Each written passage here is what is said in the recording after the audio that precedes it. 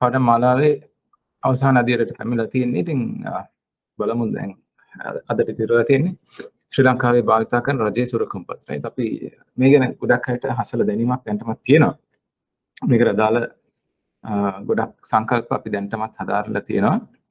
ඉතින් එතනින් එහාට මේ පාවිච්චි කරන්නේ මොනවටද? අන්න ඒ වගේ කරුණු පිළිබඳව අද අවධානය යොමු කරමු. මේ රජයේ සුරකුම්පත් අනිවාර්යයෙන්ම රජයක් විසින් නිකුත් කරන ලබන. දැන් සෑම රජයක්ම සුරකුම්පත් නිකුත් කරනවා. ඒ නිකුත් කරන සුරකුම්පත් සමහරට ඒගොල්ලන්ගේ රටේ මුදල් වලින් නිකුත් කරන්න පුළුවන්. එහෙම නැත්නම් විදේශ විනිමය දරන මුදලකින් නිකුත් කරන්න පුළුවන්. කියන්නේ දැන් උදාහරණයක් වශයෙන් ලංකාවේ රජය මසින් රුපියල් වලින් සුරකුම්පත් නිකුත් කරන්න පුළුවන්. එහෙම නැත්නම් ඒගොල්ලන්ට පුළුවන් ඕනනම් ඩොලර් වලින් සුරකුම්පත් නිකුත් කරන්න. දැන් සවරින් ෆන්ඩ්ස් කියලා කියන්නේ අනිවාර්යට. ඒ වගේම තියෙනවා SLDB ශ්‍රී ලංකා ඩෙවලොප්මන්ට් බොන්ඩ්. ඉතින් මේවා තියෙන වෙනස තමයි දැන් අපිම එක රජයක් තමන්ගේම රටේ මුදල් වලින් සුරකුම්පත් නිකුත් කරොත් හදිසියවත් ඒක ගෙවා ගන්න සල්ලි මදි වුණොත් ඒගොල්ලන්ට පුළුවන් මුදල් අච්චු ගහලා ඒක ගෙවන්න. නමුත් විදේශ රටක එහෙම කරොත් විනිමයකින් කරොත් ඒක එහෙම අච්චු ගහන්න විදියක් නැහැ. මොකද විදේශ විනිමය අච්චු ගහන්න අයිතියක් රජයකට නැහැ.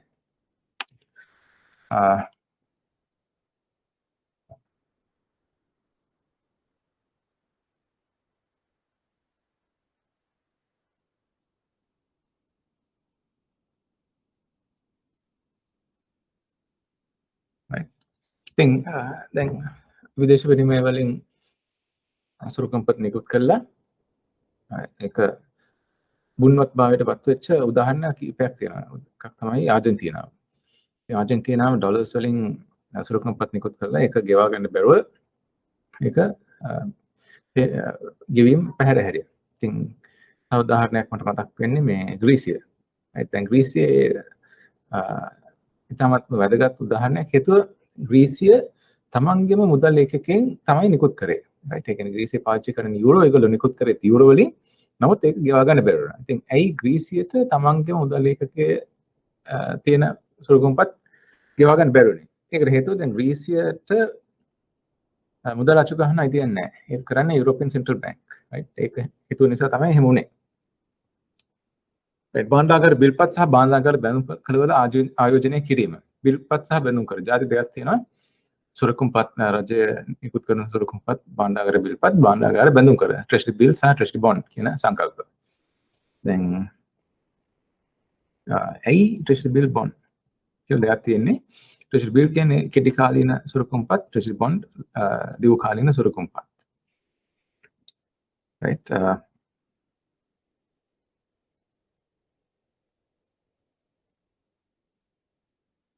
ඒකට දැන් මේක රජය නිකුත් කරන්නේ. ඉතින් ඒ වගේම දෙයක් තියෙනවා යම්කිසි ආයතනයක් සුරකුම්පත් නිකුත් කරොත් ඒක කියන්නේ කමර්ෂල් පේපර් සහ ඩිබෙන්චර් යන කැටගරි දෙකට තමයි අයිති වෙන්නේ. රයිට්. ඒ කියන්නේ ණය කර තමයි ඩිබෙන්චර් කියන්නේ. කමර්ෂල් පේපර් වාණිජ්‍ය පත්‍රය. දේශීය ආයෝජකයෙකු භාණ්ඩාගාර බිල්පතක් හෝ භාණ්ඩාගාර බැඳුම්කරයක් මිලදී ගැනීමට අපේක්ෂා කරන්නේ නම් එම අපේක්ෂකයාට ඒ ප්‍රාථමික ඇලවිකරුවෙක් හෝ ලියාපදිංචි වාණිජ්‍ය බැංකුවක් හරහා ද්විතීයික වෙළඳපොළින් මිලදී ගත හැකිය. දේශීය ආයෝජකයෙක් නම් ආයෝජනය කරන්නේ යට පුළුවන් එක්කෝ ප්‍රයිමරි ඩීලර් කෙනෙක් ගාවට. ඒ කියන්නේ ප්‍රාථමික තරගකරුවෙක් ගාවට ගිහිල්ලා ආයෝජනය කරන්න. එහෙම නැත්නම් මොනම බැංකුවකට ගිහිල්ලා ආයෝජනය කිරීමේ හැකියාවක් තියෙනවා. දැන් ඒ තමතරව යාට පුළුවන් දැන් අපි කියමු එක ආයතනයක බැඳුම් කරයක් තව ආයතනයකට විකුණීමේ පහසුකමක් තියෙනවා. රයිට්. ඒකත් කරන්න පුළුවන්. හැබැයි ඒ සියලුම ගනුදෙනු සිදු වෙන්නේ ද්විතීයික වෙළඳපොලේ. ප්‍රාථමික වෙළඳපොලේ නෙමෙයි. මොකද ප්‍රාථමික වෙළඳපොළ සහභාගී වෙන්නේ ප්‍රාථමික තරගකරුවන් පමණයි. ඒ ප්‍රයිමරි ඩීලර්ස්ලා විතරයි.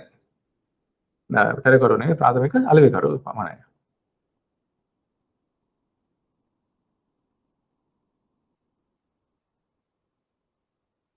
විදේශ ආයෝජකයෙකු හෝ විදේශගතව ජීවත් වන ශ්‍රී ලාංකිකයෙකු නම් එවැනි ආයෝජනයක් සඳහා ශ්‍රී ලංකා මහා බැංකුව විසින් පත් කර ඇති ප්‍රධාන කළමනාකරුවෙකු මගින් සිදු කළ හැක.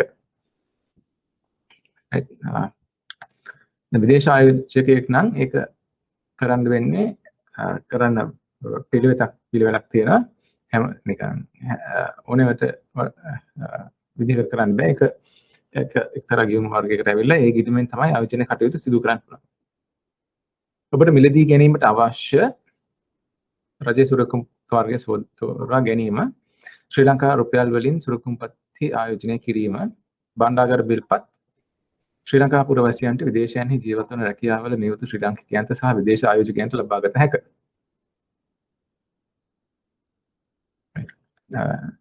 මේක ඕනම පුද්ගලයෙකුට අයතම ආයෝජනය කරන්න පුළුවන්. භාණ්ඩාගාර බැඳුම් කරන ශ්‍රී ලංකා පුරවැසියන්ට විදේශයන්හි ජීවත් වන රැකියාවල නියුතු ශ්‍රී ලාංකිකයන් සහ විදේශ ආයෝජකයන් ලබාගත හැකි. හැමෝටම ආයෝජනය කරන්න පුළුවන්. ඉතින් මේක ඇත්තටම අර KYC ඒවන් මේ වගේ කරුණු වලට යටත්ව ආයෝජනය කිරීමේ හැකියාව පවතිනවා. විදේශ මුදල් වලින් සමන්විත වූ සුරකුම්පත් ශ්‍රී ලංකා සංවර්ධන බැඳුම් කර ශ්‍රී ලංකා ඩෙවලොප්මන්ට් බොන්ඩ් එක, ජාත්‍යන්තර ස්වෛරීත්ව බැඳුම් කර ඉන්ටර්නැෂනල් සවරින් බොන්ඩ් රජය විසින් 2007 9 10 11 වසරේදී ජාත්‍යන්තර ප්‍රාග්ධන වෙළඳපොළට ස්වෛරීත්ව බැඳුම් කර 4ක් නිකුත් කරන ලදී. මේ බැඳුම් කර සිංගප්පූරු විනිමය හුවමාරුවේ ලැයිස්තුපත කර ඇත. right. ඉතින් මේ අමතරව තව ඒවාක් තියෙනවා. දැන් අපිට බිලියන 15ක පමණ සුරකුම්පත් තියෙනවා විදේශ රටවලට නිකුත් කරලා. right. විදේශ ආයෝජක තමයි ඒක ආයෝජනය කරලා තියෙන්නේ.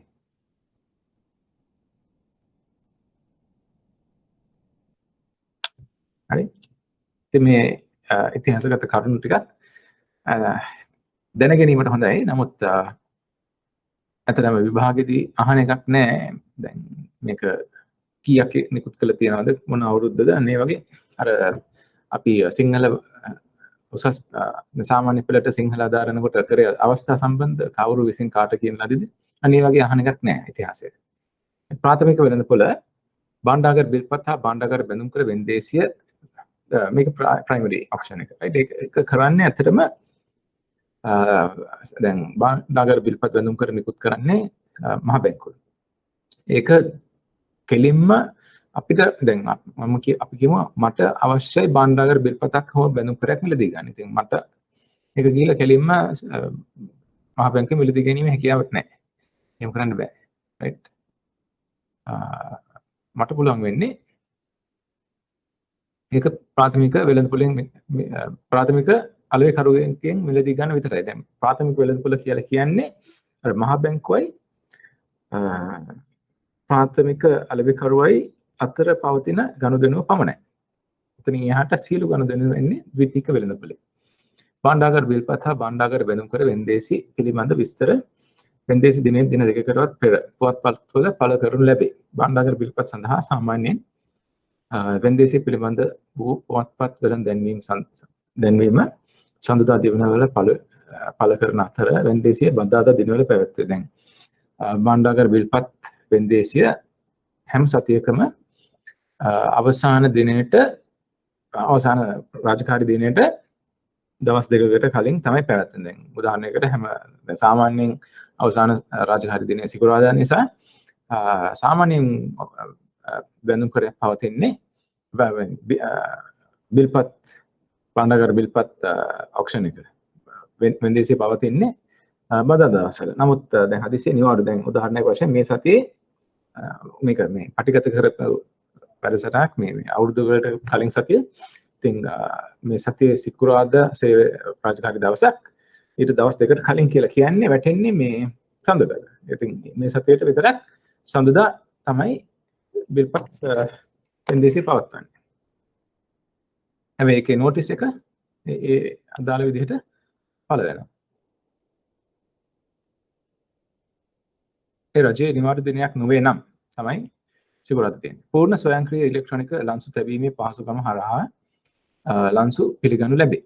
රජයේ මුදල් අවශ්‍යතාවයන් පදනම් කරගෙන සෑම මාසකම භාණ්ඩාගාර බැඳුම් කර වෙන්දේසි 3-4ක් පවත්වන අතර සෑම සතියකම තියෙනවා.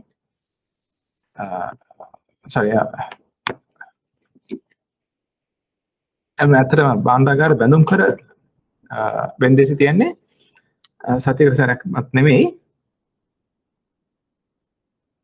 ඒවා පවත්වන්නේ මාසෙකට දෙසරයක්. ඒ කියන්නේ සෑම මාසෙකම පළවෙනිදා සහ 15 වෙනිදා කියන දවස්වල තමයි භාණ්ඩාගාර බැඳුම් කර පරිණත වෙන්නේ. right. ඉතින් ඒකට පස්සේ තමයි මේවා පවත්වන්නේ.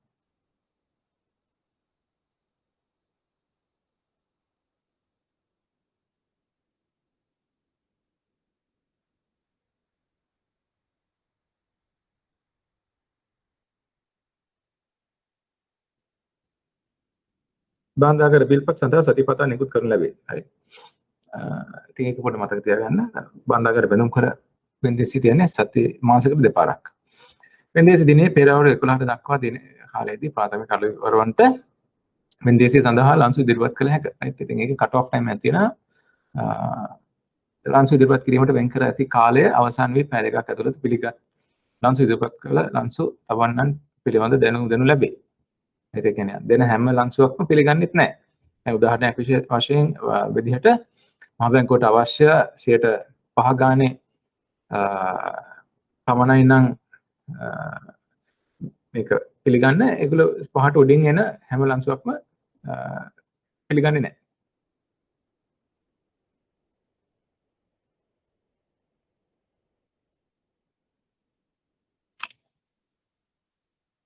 වෙන්දේසිය ප්‍රතිඵල වෙළඳපොළට නිකුත් කිරීම සහ ශ්‍රී ලංකා මහා බැංකු වෙබ් අඩවියේ ප්‍රකාශයට පත් කිරීම සිදු කරනු ලැබේ. ඉතින් මේක මහා බැංකුව මගින් ඒකේ ලන්සු ප්‍රතිඵල නිකුත් කරනවා. ප්‍රාථමික වෙළඳපොලේ පිළිගන්නා ලද ලන්සු පියවීම වෙන්දේසිය පවත්වන ලබ දිනේ සිට ව්‍යාපාර කටයුතු කරන දින දෙකකට පසුව සිදු කරනු ලැබේ. ශ්‍රී ලංකා රජයෙන් ණය සොරකුම්පත් නිර්ලේඛන වන අතර එම නිසා මේවා ස්ක්‍රිප්ට්ලස් සිකියුරිටිස් එහෙම තමයි නිර්ලේඛන කියලා කියන්නේ. එම නිසා සොරකුම්පත් හුවමාරු ඉලෙක්ට්‍රොනික පද්ධතියක් කරහා සිදු කෙරේ. සියලුම දේවල් අපි අතේ කොළ කෑලි වල ලියලා එහෙම කරන්නේ නැහැ. බොහොම ලස්සනට නිර්ලේඛනගතව තමයි කරන්නේ. ඉලෙක්ට්‍රොනික පද්ධතිය කරහා. සොරකුම්පත් පැවරීම නිර්ලේඛන සොරකුම්පත් පියවීම පද්ධතිය සහ තත්කාලීන දාල පියවීම පද්ධතිය හරහා ගෙවීම මත උදාහැරීමේ පදනම යටතේ සිදු කෙරේ.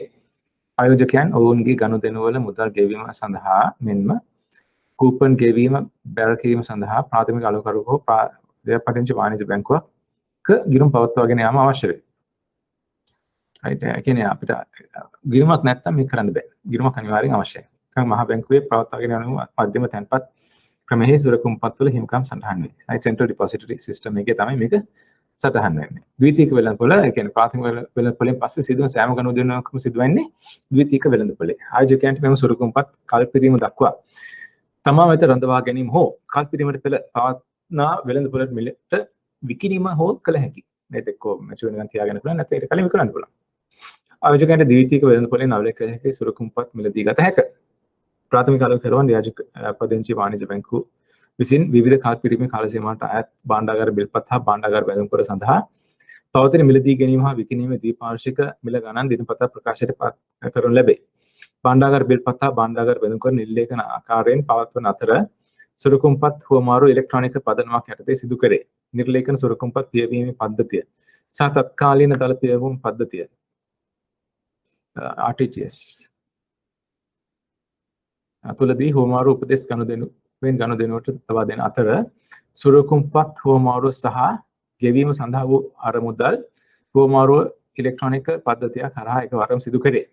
නිර්ලේඛන සුරකුම්පත් පියවීමේ පද්ධතිය තුලදී හුවමාරු උපදෙස් ගනුදෙනුවට ලබා දෙන අතර ගෙවීම මත මුදා හැරීමේ පදනම යටතේ සුරකුම්පත් හුවමාරු සහ ගෙවීම සඳහා වූ අරමුදල් හුවමාරු එකවරම සිදු කරේ. ඒ කියන්නේ DVP RVP ඒ කියන්නේ ඒ දෙකම ගෙවීම සහ සුරකුම්පත් හුවමාරු එකම වෙලාවට සිද්ධ වෙන්නේ. නැත්තම් දැන් මුදල් ගිහිල්ලා පස්සේ ඒක විකුණන එක නම් ගියොත් එයාට විකුණන්න බෑ කියලා ලොකු ප්‍රශ්නයක් නෙත්. ඒක මගහරින්න තමයි මේ DVP RVP ක්‍රමය තියෙන්නේ.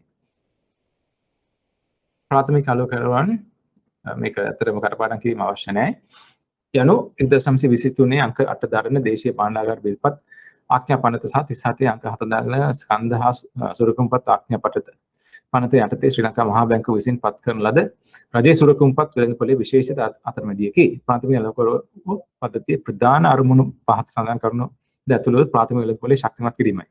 ශ්‍රී ලංකා මහා බැංකුව විසින් පවත්වනු ලබන ප්‍රාථමික වෙන්දේසිවල ක්‍රියාශීලීව සහභාගී වීමෙන් සුරකුම්පත් සඳහා වන ඉල්ලුමෙහි විශ්වාසනීය ස්ථාවර භාවයක් ගොඩනැගීම.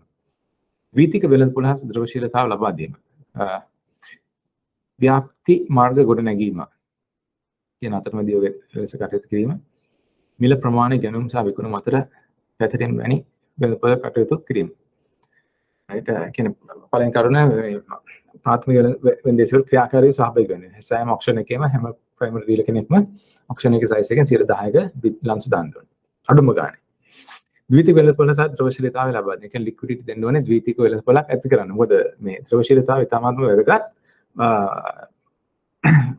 මාකට් එක සංවර්ධනය සඳහා. ව්‍යාප්ති මාර්ග ගොඩනැගීම. right ඒ කියන්නේ මේක මාකට් එක ඩෙවලොප් කරන්න කටයුතු කරන්න ඕනේ. මිල ප්‍රමාණය ගැනුම් සහ විකුණුම අතර පැතිරුම වැනි වෙළඳපොළ තොරතුරු සැපීම. ඉතින් ඒකට අමතරව වෙළඳපොළ පිළිබඳ එක විස්තර දෙන්න ඕන. මිල කොහෙද තියෙන්නේ? අන්න ඒ වගේ. හරි. දැන් මුදල් ප්‍රවාහයක් වර්තමාන වටිනාකම present value කියන සංකල්පය.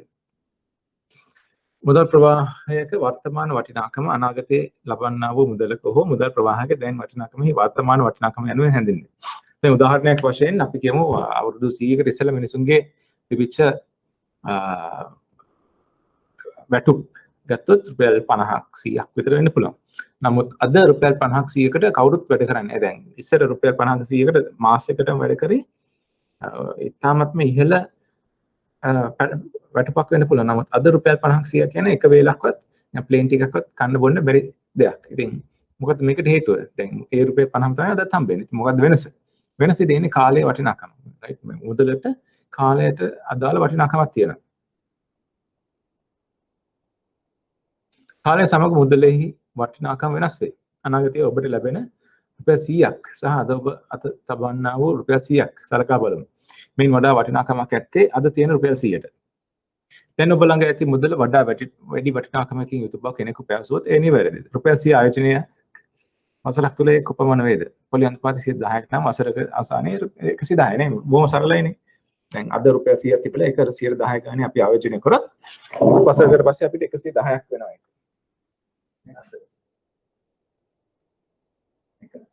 වසරකට පස්සේ අද රුපියල් 100ක් තියෙනවා ඒක 110 ගානේ ආයෝජනය කරොත් අවුරුදු පස්සේ 110ක් ගන්න. ඉතින් ඒක කොහොමද ගණනය කරන්නේ? 100.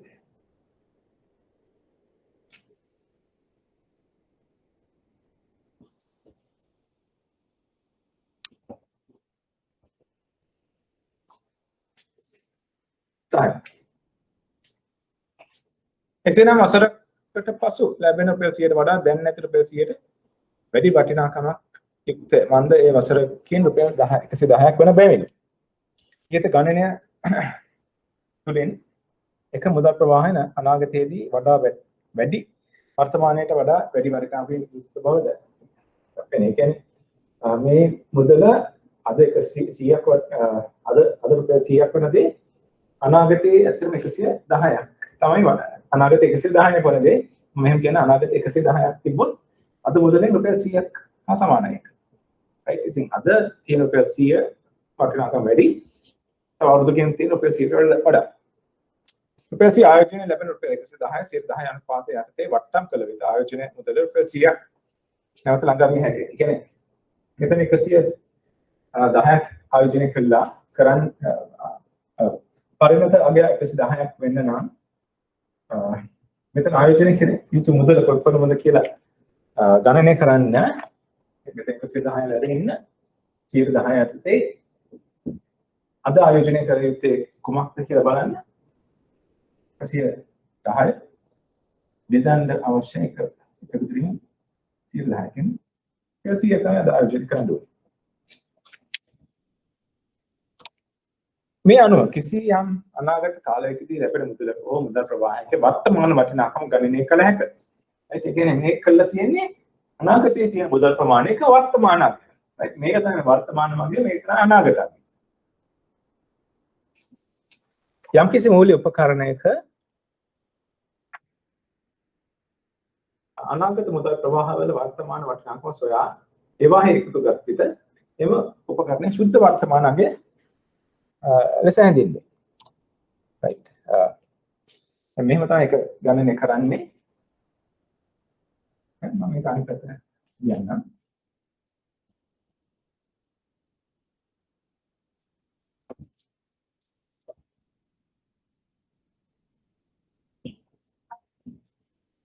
මේක අනිත් පැත්තට ලියන්න 100 සමානයි 110 බෙදීම 110 දැන් මේ තියෙන වර්තමාන අගය කියන percent වලින් කියන සංකල්පේ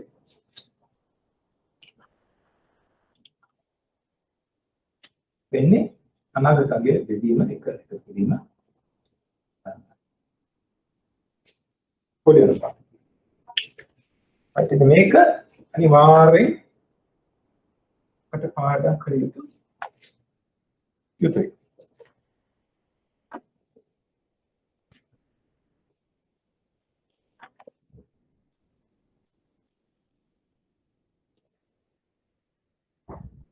හරි මේකට කාලය සම්බන්ධ කරගන්නේ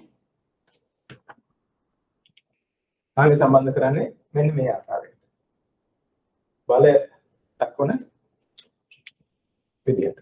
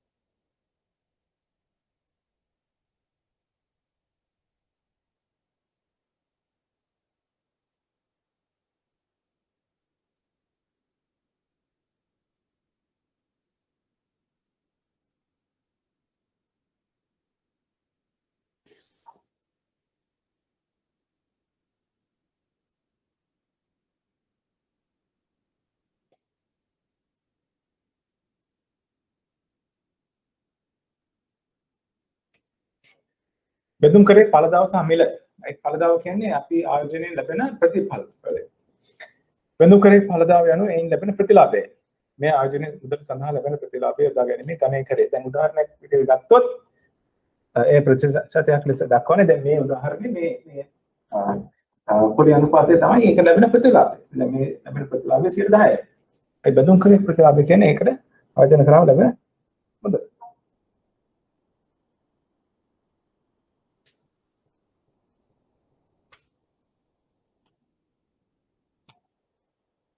වාර්ෂිකව පොලි ගෙවන බැඳුම් කරයක් සඳහා රුපියල් 1201 ආයෝජනය කරේයි සිතමු.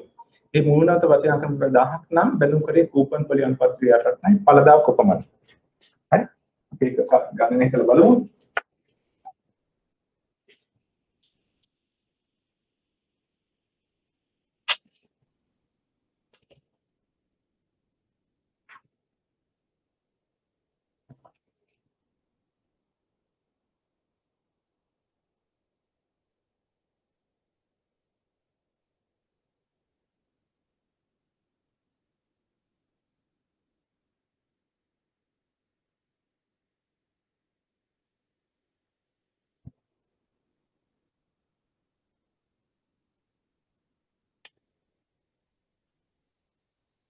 වාර්ෂික පොලි ගෙවන බැඳුම් කරේ 1200ක් ආයෝජනය කරේ සිටු. මූල වටිනාකම රුපියල් 1000. කියන්නේ අපිට අනාගතේ ලැබෙන මූල වටිනාකම තමයි අනාගතේ ලැබෙන්නේ 1000යි. අද ආයෝජනය කරන්නේ ඒකේ වර්තමාන අගය 1200යි. මූල වටිනාකම රුපියල් 1000ක් නම් බැඳුම් කරේ කූපන් පොලි අනුපාතය 108යි. ඒ කියන්නේ වාර්ෂික 108ක් ගෙවනවා. මේ මූල අනුපාතේ මුල අනුපාතය into 80. කියන්නේ 80ක් ගෙවන පාර්ශ්ව. right. එතකොට මෙතන ඒකේ 80 1080යි. හරි අද 1200ක් ආයෝජනය කරන අවුරුද්දකට පස්සේ ලැබෙන්නේ 1080යි. ඇයි අපි ඉතින් ඒ වගේ ආයෝජනය කරන්නේ? මොකද මේක ඇඩ්ජස්ට් වෙනවා ලැබෙන පොලි අනුපාතය.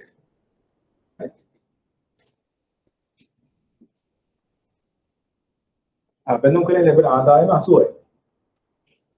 ඵලදාව වෙන්නේ 80 බෙදීම අද ආයෝජනය කරන්නේ 200ක්. හරිද?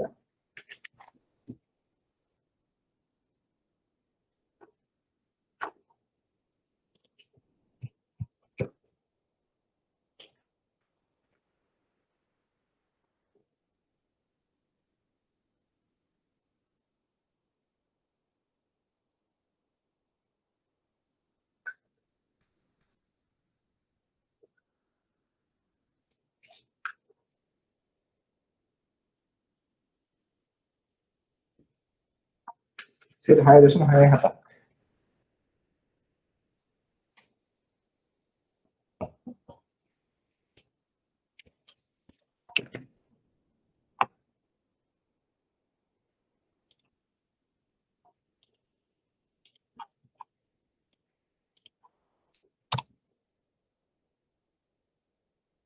මෙහිදී කූපන් පොලි ප්‍රතිශතය 8ක් වුවද කූපන් පොලිය 8යි වුවද බැඳුම් කර මිලදී ගැනීම සඳහා 1200ක් වැය කරන බැවින් ඵලදාව 6.67යි 8ක් කමාල පිට හම් වෙන්නේ ලැබෙන්නේ 6.67. බැඳුම් කරේ කූපන් පොලි ප්‍රතිශතය කුමක් වුවද එය මිලදී ගැනීමේ ඵලදාව පිළිබඳව සැකන කිරීමක් විය යුතුය. කූපන් එක නෙමෙයි අපිට ඇත්තටම ලැබෙන ප්‍රතිලාභය ඵලදාව. right. ඒක බලන්න ඕනේ. දැන් 10ක කූපන් එක දෙනවා කියලා මේ දවස්වල කිව්වොත් ඒක නෙමෙයි බලන්න ඕනේ. ඔබලා අහන්න ඕනේ කොච්චර ඵලදාව කොච්චර yield එක කීයද කියලා. බැලුම් කරේ කූපන් පොලි ප්‍රදේශයේ කුමක් වද මිලදී ගැනීම ඵලදාව පිළිබඳ සැකලකන් විය යුතුය. සැබෑ ප්‍රතිලාභය ඵලදාවයි. ඵලදාවට එහා ප්‍රතිලාභයක් නැහැ. ඵලදාව පමණයි බලන්න. බැලුම් කරේ එක මිල. සම මිල වට්ටම් සාදි මිල. සම මිල කියලා කියන්නේ මෙතන මෙන්න මේ මුහුණට වටිනාකම. අනුව තමයි මේක තීරණය වෙන්නේ. ඒ වගේම මේ කූපන් අනුපාතය, right? දැන් මේක මේ ආකාරයට තමයි ක්‍රියාත්මක වන්නේ. අපි මෙතන ආයෝජනය කරන්නේ මුහුණට අනුපාතයට සමාන නම්, right? ඒක සම මිල කියලා කියන්නේ. මිල සමානයි. හදිස්සියේ අපි මේ අවස්ථාවේ කරලා තියෙන 1200 ආයෝජනය කළා මුහුණට වටිනාකම per 10. right? ඒ කියන්නේ අපි වැඩියෙන් කියවලා. මේ පෑන රුපියල් 100යි නවටින්නේ මේක රුපියල් 1200ක් රුපියල් 1000ක් නවටින්නේ ඒක 1200ක් ගෙවලා. ඒ කියන්නේ ප්‍රීමියම් එකක්. අදි මිල. එහෙම වුණොත් ඵලදාව අඩු වෙනවා කූපන් එකට වඩා. right? අදලෙන් අදි මිලට මිලදී ගත්තොත් ඵලදාව අඩුයි yield එක අඩුයි කූපන් එකට වඩා.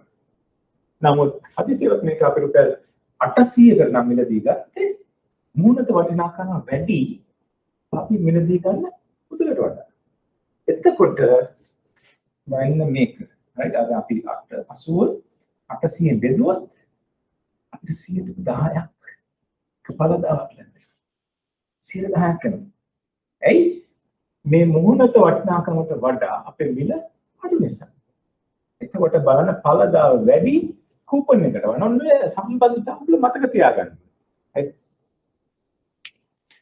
මේ මතක තියාගත්ත යුතුයි මේ සම්බන්ධතාව. මොකද දැන් ඔයගොල්ලෝ ප්‍රේම සම්බන්ධතාව නෙමෙයි මතක තියාගන්න මෙන්න මේ වගේ සම්බන්ධතා. සාමාන්‍ය ප්‍රාථමික නිකුතුවේදී බැඳුම් කරයක් මිල සම මිල වනු ඇත. ඇත්තටම එහෙමත් අවශ්‍ය වෙන්නේ නැහැ. බොහොම කලාතුරකින් දැකලා තියෙන්නේ සම මිලට නිකුත් කරනවා. ඉතින් ඒක තර්කය වැරදි කියලා ඔයගොල්ලෝ සලකන්න. ඊනන්නතර දික්තික වෙළඳපොලේ සම මිල වට්ටම් මිල අධික මිල අලවිය හැකියි. ඒක හරි ද්විතික වෙළඳපොලේ සම මිල වෙන්න පුළුවන් අධික මිල වෙන්න පුළුවන්. වට්ටම් කළ මිලකට වෙන්න පුළුවන්. මෙසේ මිල වෙනස් වන නිසා බැඳුම් කරේ ඵලදාව වෙනස් වෙනවා. ඇත්තටම මේක අර චිකන් එන් එග් වගේ තත්ත්වයක් තමයි. මොකද මේ සම මිල අඩු මිල වට්ටම් කර මිල තීරණය වන්නේ ඇත්තටම මේ පළදා වෙනස් වෙන නිසා. මේ ඉන්ට්‍රස්ට් රේට් එක වෙනස් වෙනවා. සමහරවිට ලැබෙන පොලියන් පාඩු උදයන්ට බලන්න නැත්නම් පල්ලෙහාට එන්න පුළුවන්.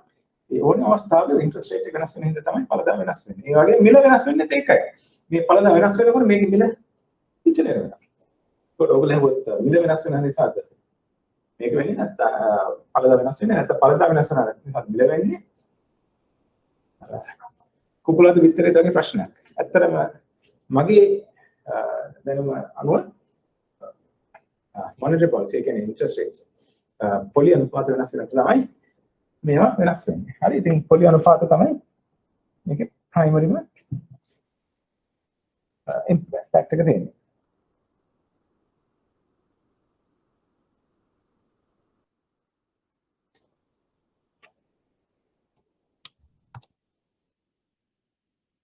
මෙසේ මිල වෙනසට බලපාන්නා වූ ප්‍රධාන කරුණ වට්ටම් අනුපාතය. මූලික වෙළඳපොලේ පොලි අනුපාත වට්ටම් අනුපාත ලෙස යොදා ගැනීම. හරි. ඉතින් පොලි අනුපාත වෙනස් වෙනකොට තමයි මේ මිලවල් වෙනස් වෙන්නේ. මූලික වෙළඳපොලේ පොලි අනුපාත ඉහළ පාල යාම නිසා බැඳුම් කර මිල ඉහළ පාල යාම සිදු වේ. right. ඉතින් පොලි අනුපාත වෙනස් වෙනකොට තමයි බැඳුම් කරේ මිල වෙනස් වෙන්නේ. මූලික වෙළඳපොලේ පොලි අනුපාත සහ බැඳුම් කර මිල ප්‍රතිලෝම සමානුපාතක වේ. යන්න එක ඉතාමත්ම වැදගත් සංකල්පයක්. හරි.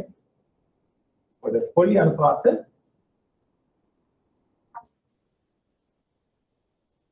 ප්‍රතිලෝම සමානුපාතිකයි මිල. හරි. මම මෙතනින්ම කියන්නේ ඒක පැහැදිලි වඩා. හරි.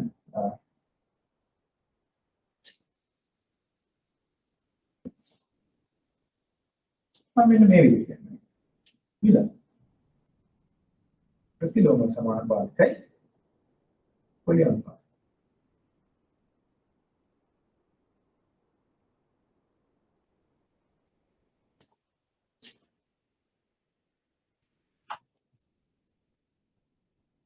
මිල අපි ප්‍රසන්ට් වැලියු කියලා කියන්නේ මිල කියන සංකල්පය.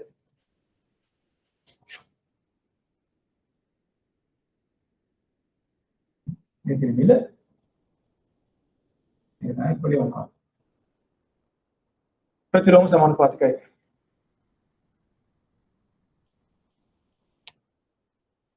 පොලි අනුපාත පල්ලෙහාට යනකොට මිල ඉහළට. පොලි අනුපාත උඩට යනකොට මිල පහළට. ඒ වගේ දෙපැත්තට යනවා. එකක් නගිනවනම් අනෙත් එක බහිනවා. right. ප්‍රතිලෝම සමානුපාතිකයි. මෙසේ මිල වෙනස් තුලින් ඇතිවන්නා වූ ලාභ ප්‍රාග්ධන ලාභය. ඒ කියන්නේ පොලි අනුපාතය අඩු වුණොත් ප්‍රාග්ධන ලාභයක්. පොලි අනුපාතය වැඩි වුණොත් ප්‍රාග්ධන අලාභයක්.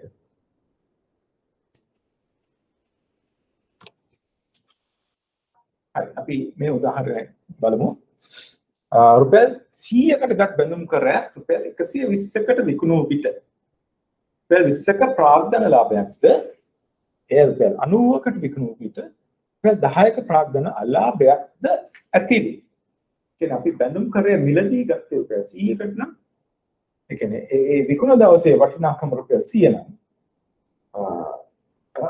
විකුණ දවසේ මේ බුක් වැලියු එක 100යි නම් හරි මම මේක ස්ථාපනාත්මක වෙනස් කරන්න විකුණන දවසේ බුක් වැලියු එක 100යි නම් බුක් වැලියු කියන්නේ මේ කවුන්ටින් කරනකොට මේකේ ලබන්නේ වැලියු එක.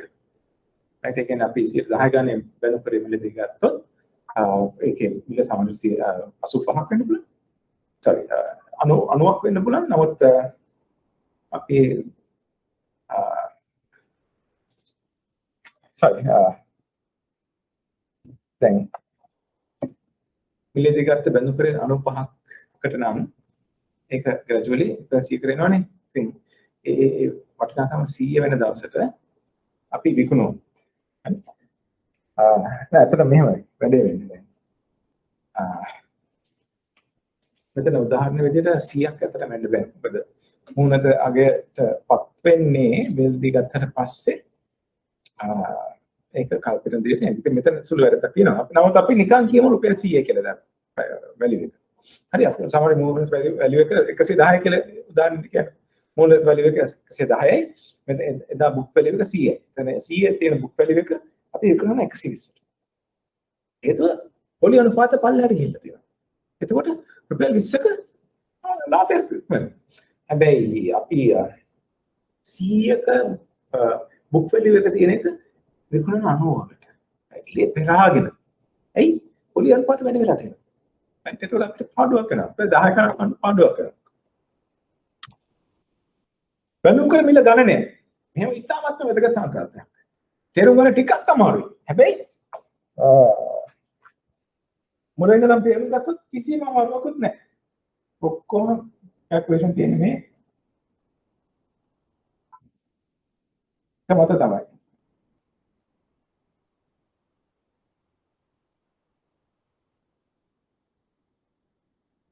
right.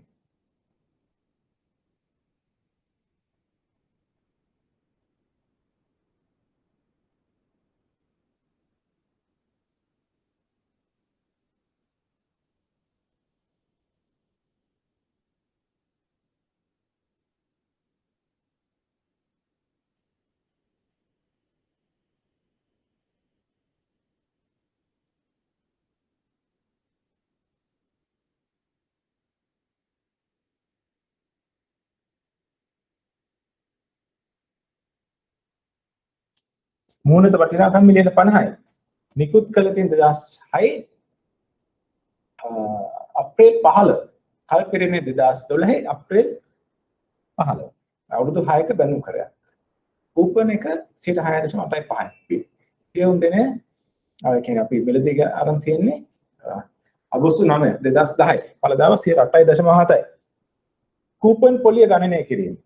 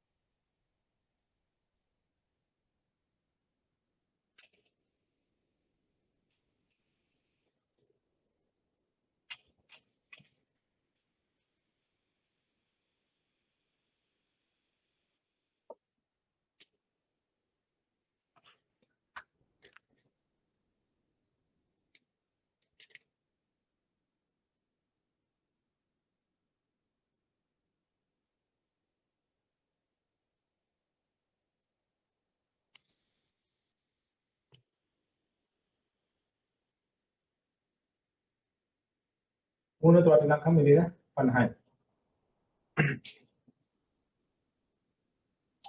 මේක ලැබෙන්නේ අප්‍රේල් 15 2012.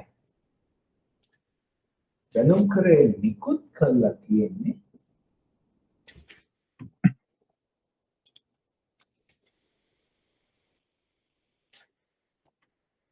අප්‍රේල් 15 2000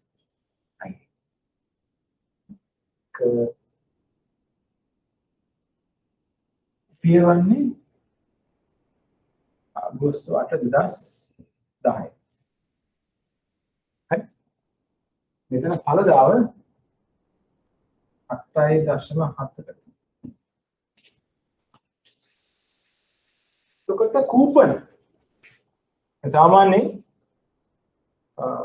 කූපන් එකක් අවුරුද්දක් ගත්තොත් මාස 6කට සැරයක් කූපන් එක ගෙවනවා. මාස 6කට සැරයක් ගෙවනවා. එතකොට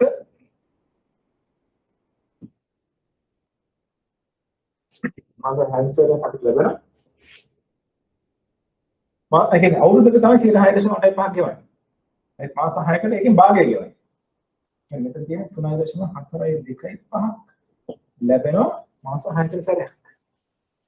මාස 6කට සැරයක් 3.425ක් ලැබෙනවා. එකේ වටිනාකම ගත්තොත්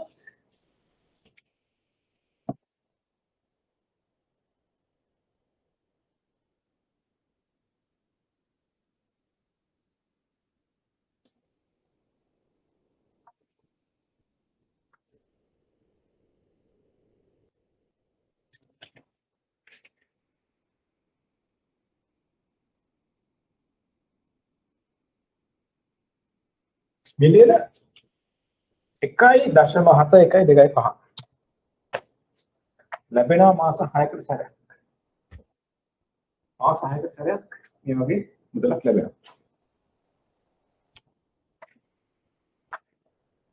හරි. එතකොට accrued interest එක. කියන්නේ මේක ගෙවන්නේ සෑම අවුරුද්දකම මාස 6කට සැරයක් නේ. right? මේකට කලින් අවසාන වතාවට ගෙවලා තියෙන්නේ 2000. අපි මිලදී ගන්න දවසට කලින් අවසාන වතාවට ගෙවලා තියෙන්නේ 2010 අප්‍රේල් මාසේ 15 වෙනිදා. අපිට අප්‍රේල් 15 ඉඳලා අපි මිලදී ගන්න අගෝස්තු 9 දක්වා කොච්චර දවස් තියෙනවද? මැයි 15, ජූනි 15, ජූලි 15 ඊට පස්සේ තමයි අගෝස්තු 15ට කලින් අපිට ලැබෙන බොන්ඩ් එක. අප්‍රේල් ඉඳලා මැයි දවස් 30යි. මැයි සිට අප්‍රේල්, මැයි, ජූනි, ජූලි, right? මේක දෙක වසරේදී අපි ඉගෙනගෙන තියෙනවා. අප්‍රේල් මාසේ 15 ඉඳලා මැයි මාසේ 15 දක්වා දින 30යි. මැයි 15 ඉඳලා ජූනි 15 දක්වා දින 31යි. ජූනි 15 ඉඳලා ජූලි 15 දක්වා දින 30යි. ඊට ජූලි 15 ඉඳලා අගෝස්තු 15 දක්වා දින 31යි. 31ට දවස් 6ක් කලින් එක දවස් 25ක් අපි මේක මෙලදී ගන්නවා. අපි දවස් 91යි 116ක් අන්තිම කූපන් එකට දවස් 116කට පස්සේ අපි මිලදී ගන්නවා. ඒ කියන්නේ මේ වකවානු දක්වා අල්ල මේ බැලුම් කරේ ලැබෙන පොලිය අයිති අපිට නෙමෙයි. ඒක අයිති අපි මිලදී ගත්ත පුද්ගලයාට. right? ඒ කියන්නේ දවස් 116ක්. එයාගව තිබ්බා. ඒ මාස 6 කියන්නේ ඊළඟට කූපන් එක ගෙවන්නේ ඔක්තෝබර් මාසේ 15 දවස් එකයි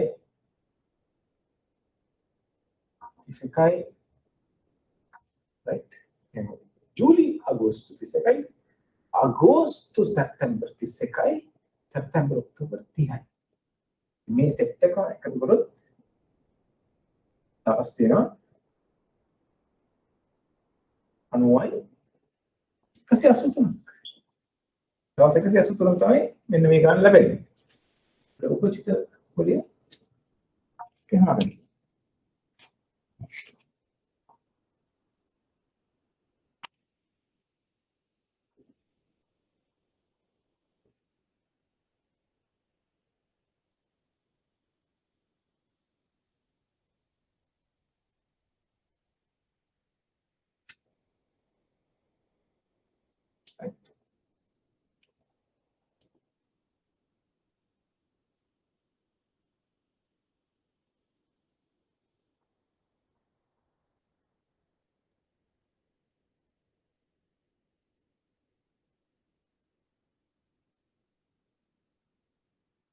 මේක සාමාන්‍ය දශවස්ථාන 4කට තමයි සලකන්නේ.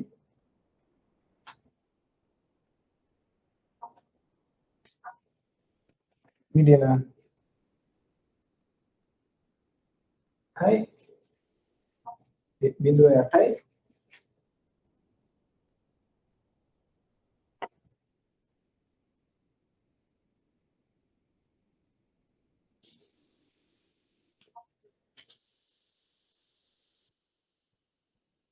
asmak තමයි ලැබෙන්නේ.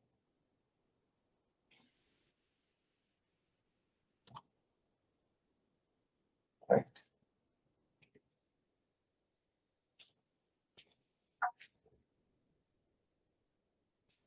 එතකොට මේ කූපන් දවස ඊළඟට අපිට දැන් මේ මෙලදී ගන්න දවසේ ඉඳලා මෙන්න මේ දා ඉඳලා කල්පිරෙන් දවස දක්වා කාලය තමයි අපිට අයිති. හරි. ඒකට තියෙනවා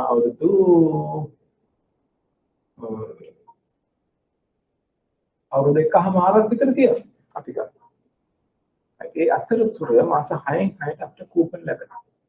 ඉතින් මේ කූපන් අපි ඩිස්කවුන්ට් කරන්න අවශ්‍යයි. කියන්නේ වට්ටම් කරන්න ඕනේ. ඒ වට්ටම් කරන ෆෝමියුලා එක රයිට්. ඒ කියන්නේ මෙහෙම එන්නේ. ඒක පැහැදිලි කරනවා නම්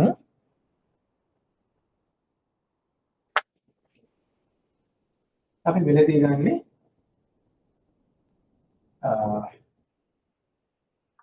අගෝස්තු 9 වෙනිදා.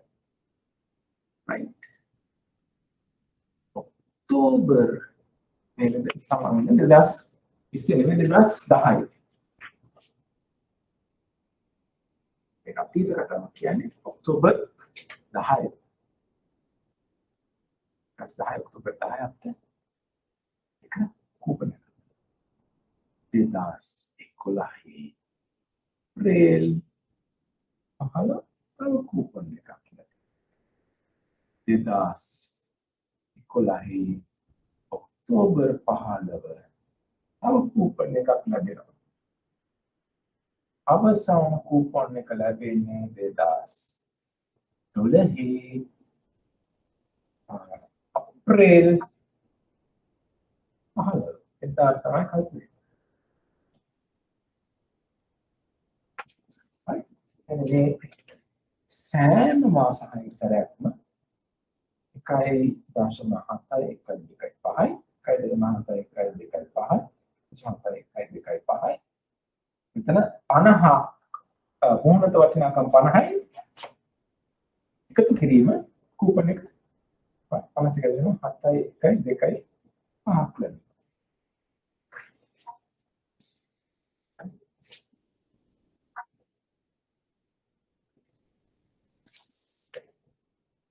तर මේකේ ඩිස්කවුන්ටින් ෆැක්ට් දෙතින් එක දාන 100.7 power n. එතකොට මෙන්න මේ සංකල්පය තමයි අපිට මේ වට්ටම් මිල ලැබෙන්නේ. මෙන්න මේ අගයන්.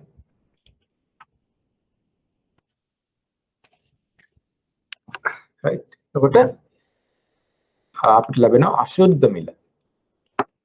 මේකේ අශුද්ධ මිල ලැබෙනවා.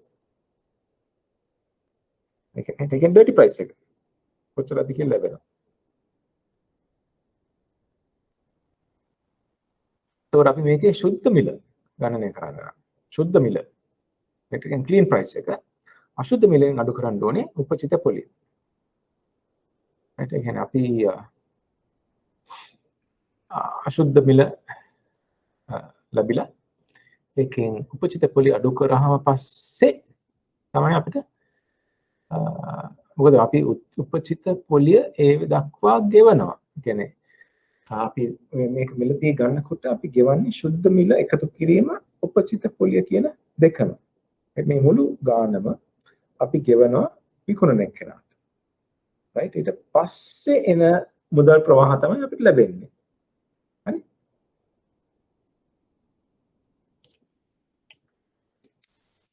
එතකොට අපිට ඇත්තටම මිලදී ගත්ත එකේ වටිනාකම වෙන්නේ අශුද්ධ මිලෙන් අඩු කරන්න ඕනේ අර උපචිත පොලිය. ඒක අඩු කරලා ගන්න. ඒක අපේ අදාළ පොලියක් නෙමෙයි. අපි ඒකත් කියවලා තියෙනවා.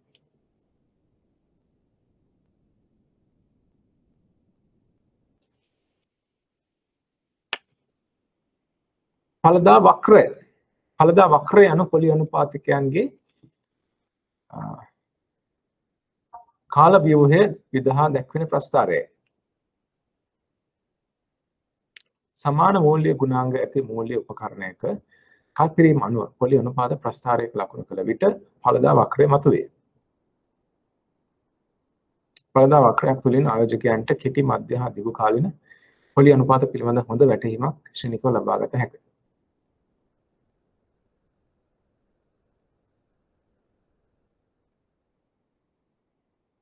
රයිට් ඒ කියන්නේ එක එක කාලවලට ආයෝජනය කරොත් ලැබෙන ඵලදාව මොකක්ද කියන එක තමයි මේකෙන් අදහස් වෙන්නේ. දිගු කාලින, කෙටි කාලින, මධ්‍ය කාලින වශයෙන්. දැන් මේක තමයි normal yield curve කියන්නේ සාමාන්‍ය ඵලදාව වක්‍රය. සාමාන්‍ය ඵලදාව වක්‍රය බෑම ඉහළට වන අතර මේ ධන ඵලදාව වක්‍රයක් ලෙස සැලකේ. කෙටි කාලින පොලි අනුපාත වලට වඩා දිගු කාලින අනුපාත වැඩි වෙන අවස්ථාවලදී මේ වක්‍රය දැකගත හැකියි.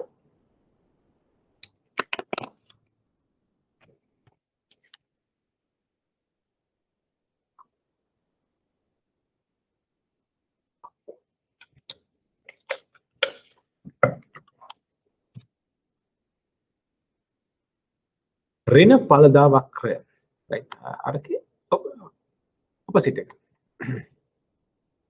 ඍණ ඵලදා වක්‍රයක බෑවුම පහළට වන අතර මේ ඉන්වර්ටඩ් ඵලදා වක්‍රයක් ලෙස සැලකේ.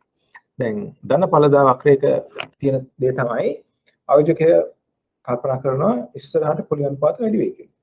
රයිට් එහෙම කියන්නේ කෙටි කාලේ පොලි අනුපාත වඩා දුක පොලි අනුපාත වැඩි. ඒක යන පුළුවන් එක්ස්පෙක්ටේෂන් තියරි යනවා. يعني සාමාන්‍යයෙන් ආයෝජකයෙක් කල්පනා කරනවා ඉදිරියට පොලි අනුපාත වැඩි වෙන්න පුළුවන්. ඒත් එහෙම පොලි අනුපාත වැඩි වෙන්න පුළුවන් නම් ගොඩක් අය ආයෝජනය කරන කෙටි කාලේ. එනේ කෙටි කාලීනව තියෙන මනි සප්ලයි එක අඩු වෙනවා. වැඩි වෙනවා. සප්ලයි එක වැඩි වෙනවා. මේ සල්ලි අවශ්‍යයි.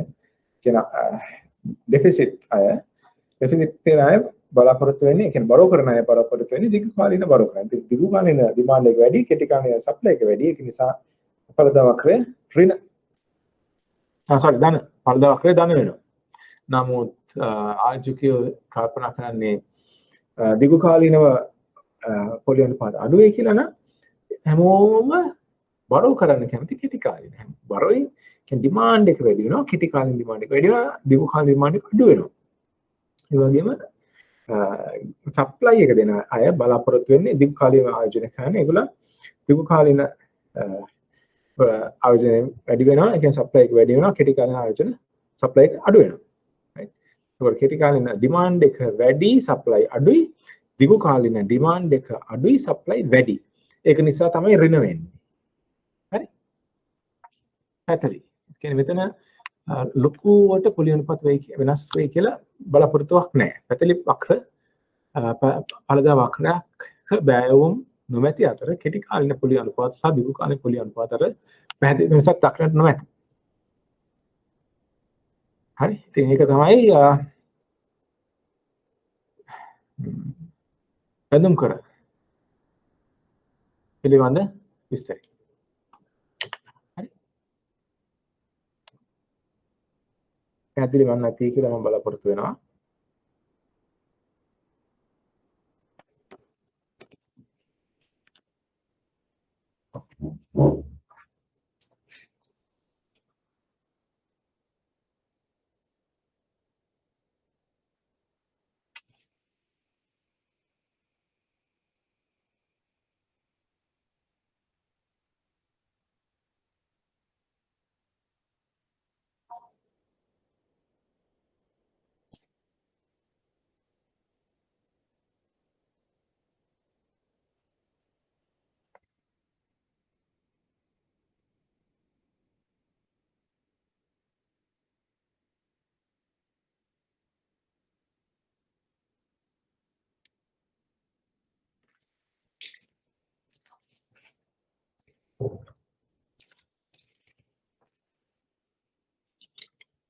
ව්‍යුහගත මුදල් මූල්‍ය උපකරණ structured deposits.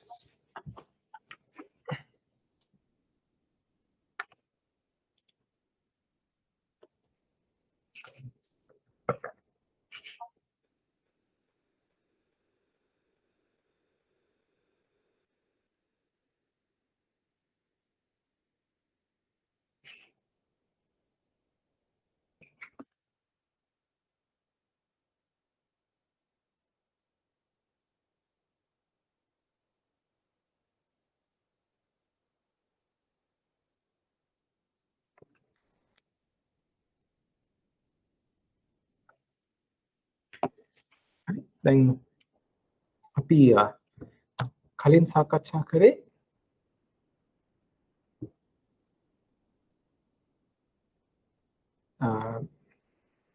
රජයකට මුදල් අවශ්‍ය නම් ඒගොල්ලෝ මුදල් සම්පාදනය කරගන්නේ කොහොමද කියන සංකල්පය. right. ඉතින් ආයතන වලට මුදල් අවශ්‍ය නම් ඒ විදිහටම කරගන්න පුළුවන්. සමහර වෙලාවට බැලුම් කරන එක ණය කර වලින් පුළුවන්. ඒ වගේම commercial paper වාණිජ පත්‍ර වලින් පුළුවන්. right. ඉතින් බලමු දැන් ව්‍යුහගත මුදල් මූල්‍ය උපකරණ කියන්නේ මොකක්ද කියලා. අවදානම් සහ ප්‍රතිලාභ මත පදනම් කොට ගත් එක් එක් පුද්ගල අවශ්‍යතා සඳහා සකලන ලද මූල්‍ය උපකරණ වේ. සාමාන්‍ය පාරම්පරික ක්‍රමයට සුරකුමක් මත මේ ඉතාමත් වැදගත් සංකල්පය අවදානම් සහ ප්‍රතිලාභ මත කියන්නේ risk and reward අනුව තමයි මේක පදනම් කරගෙන තියෙන්නේ. මත පදනම් කොටගත් එක් එක් පුද්ගල අවශ්‍යතා සඳහා සකසන ලද මූල්‍ය උපකරණ වේ. ඉතින් දැන් ඒ කියන්නේ Tamanට ගන්න පුළුවන් අවදානම ප්‍රමාණය වැඩි නම් right ඒගොල්ලෝ රිටර්න් එක වැඩි ආයෝජන වලට යොමු වෙන්න පුළුවන්. හැබැයි ගන්න පුළුවන් අවදානම අඩුයි නම් සමහරට ඒක අඩුවෙන් ගන්න වෙනවා. අවදානම් අඩුව කරගන්න පුළුවන්. කරගන්න වෙන්නේ. අවදානම් වැඩි වෙන්න ලැබෙන ප්‍රතිලාභය වැඩි. ඒ වගේම අවදානම් අඩු වෙන ලැබෙන ප්‍රතිලාභත් අඩුයි. සාමාන්‍ය පාරම්පරික ක්‍රමයට සුරකුමක් මත අවශ්‍ය ණය ලබා දීම සිදුවන නමුත් නැවත ගෙවීම උපකරණය නිකුත් කරන්නාගේ මුදල් ප්‍රවාහ මත නොව පදනම් වත්කම් වන සුරකුමේ කාර්යඵල performance මත රඳා පවතී. හරි. ඒකත් වැදගත් සංකල්පයක්. අපි නැවතත් බලමු. සාමාන්‍ය පාරම්පරික ක්‍රමයට සුරකුමක් මත අවශ්‍ය ණය ලබා දීම සිදුවන නමුත්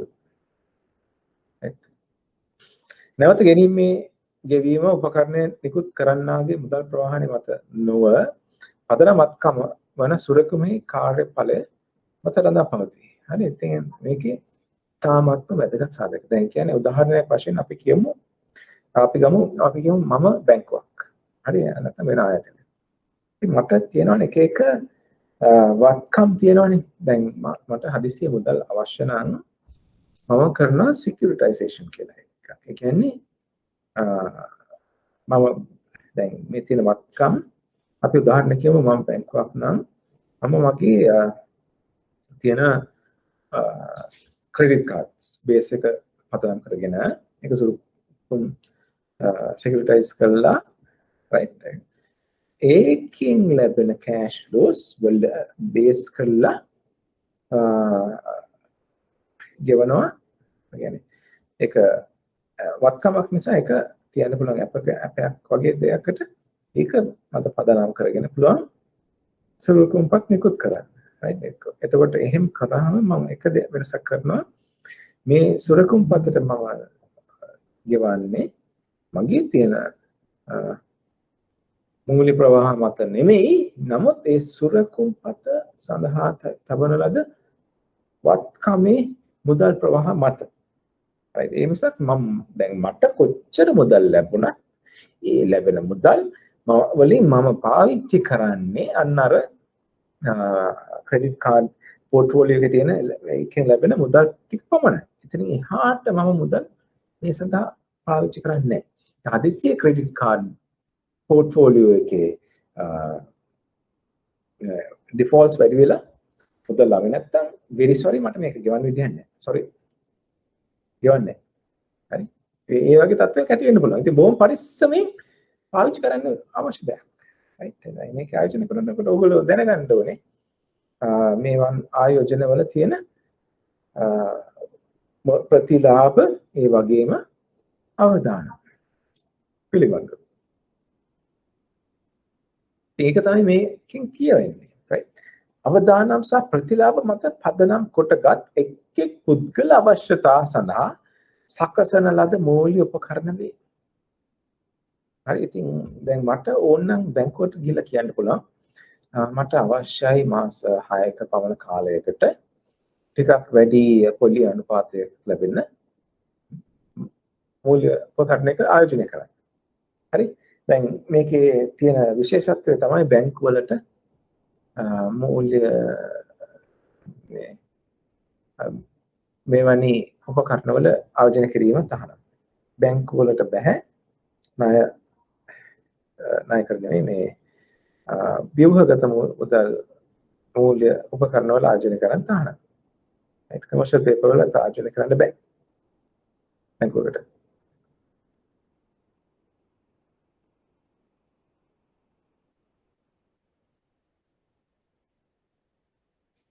සාමාන්‍ය පාරම්පරික ක්‍රමයට සුරකුමක් මත අවශ්‍ය ණය ලබා දීම සිදුවන නමුත් ඒ කියන්නේ දැන් පාරම්පරික විදිහට අපිට නිවාසනයක් ලබා ගන්න අවශ්‍ය නම් අපි එම නිවස අපේ තියලා මුදල් ලබා ගන්නවා.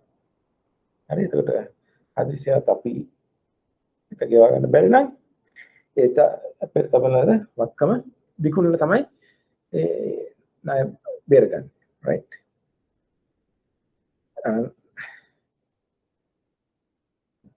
සිදුවන නමුත් නැවත ගෙවීම සාමාන්‍ය පාරම්පරික සුරකුමක් මත අවශ්‍ය ණය ලබා දීම සිදුවන නමුත් හරි ඒ කියන්නේ උදාහරණයක් වශයෙන් මේ පෑන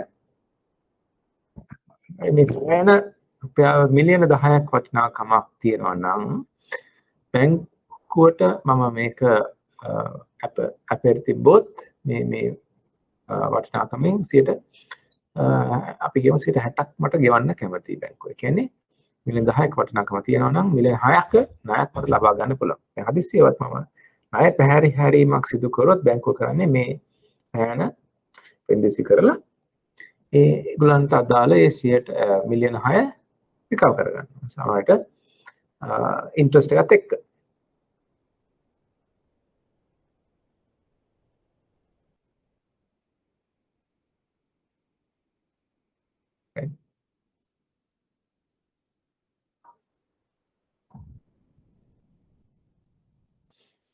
එතකොට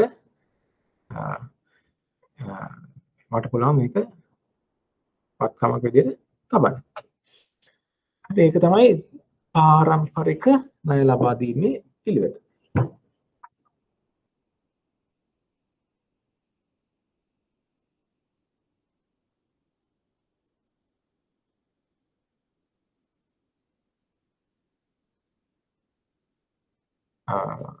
සාමාන්‍ය පාරම්පරික ක්‍රමයට සුරකුමක් මත අවශ්‍ය ණය ලබා දීම සිදුවන නමුත් නැවත ගෙවීම උපකරණය නිකුත් කරන්නාගේ මුදල් ප්‍රවාහ මත නොව. හරි දැන් ඒක තමයි දැන් මේක අපිට තියලා මුදල් ගන්න එක තමයි පාරම්පරික වැඩේ. දැන් වෙලා තියෙන්නේ මේක නෙමෙයි. හරි මම ටික තැන්වල ආයෝජනය කරලා අපි හිතමු මම දීලා තියෙනවා පොලියට ණය දීලා තියෙනවා. රයිට් ඉතින් ඒවා ඔක්කොම වත්කම් වගේ. මොකද ඒකෙන් මුදල් මම බලාපොරොත්තු වෙනවා. දැන් පොලිට ණය දෙනකොට මගේ ළඟ තියෙන මුදල් තමයි ඒගොල්ලෝ ගාරන්ටි තියෙන්නේ. ඉතින් මං ගා තියෙන මුදල් ෂෙයා වෙලා යනවා. මං ගා මුදල් දැන් නැහැ. දැන් මට තව ආයෝජන කරන්න අවස්ථාවක් තියෙනවා. අපි කියමු දැන් එනාට දෙනවට පස්සේ මම දකිනවා යම්කිසි දීපල ඒ කියන්නේ ඉදමක් මිලදී ගන්න පුළුවන් තත්ත්වයක් තියෙනවා කියලා. එතකොට මම කරන්නේ අර දැන් පළවෙනි සංකල්පය අනුව පාරම්පරික විදිහට මට පුළුවන් මේක අපේ තියලා මුදල් ලබා ගන්න. දැන් කරන්නේ මේක මොකද මේක වත්කමක් නිසා මට පුළුවන් ඒක අපේ තියන්න. මම කරන්නේ අර දීලා තියෙන පොලි මුදල් මගේ වත්කමක් මම ඒක අපේ තියනවා. කියලා ඒක පදනම් කරගෙන මම මුදල් ලබා ගන්න. අපි කියමු මම මිලියන 10ක පොලි දීලා තියෙනවා මිනිසුන්ට. ඒ කළු කඩේ මුදලාලි කෙනෙක්. මම පොලි දෙනවා. ඒ පොලි මුදලාලි කෙනෙක්. පොලි මුදලාලි. ඒ පොලිය මිනිස්සු ගෙවනවා. දැන් සමහර වෙලාවට මිනිස්සුන්ට ගෙවා ගන්න බෑ. එතකොට ගෙවීම පැහැර හරිනවා. right?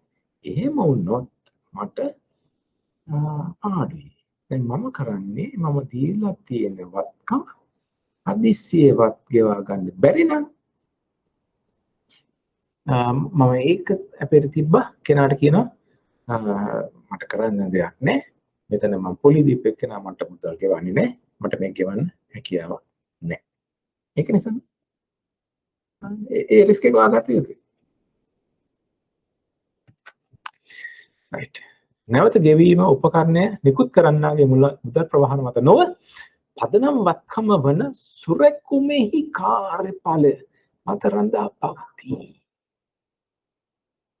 ඒ දීපු සුරැකුම අනුව තමයි ගෙවීමේ හැකියාව පවතින්නේ. right?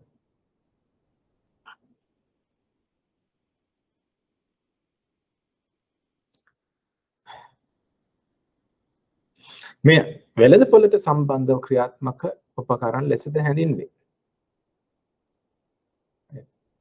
මේ ව්‍යුත්පන්න එක් සුරකුමක්, සුරකුම් ගුණයක්, දර්ශකයක්, භාණ්ඩ, ණය නිකුතුවක් හෝ විදේශ මුදල් මත පදනම් වූ ආයෝජන ක්‍රමවේදයක්.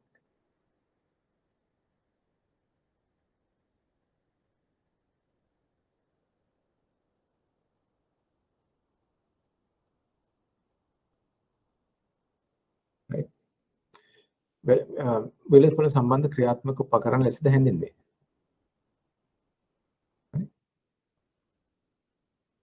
ව්‍යුත්පන්නයක් වෙන්න පුළුවන්. කියන්නේ ඩෙරිවටිව් එකක් වෙන්න.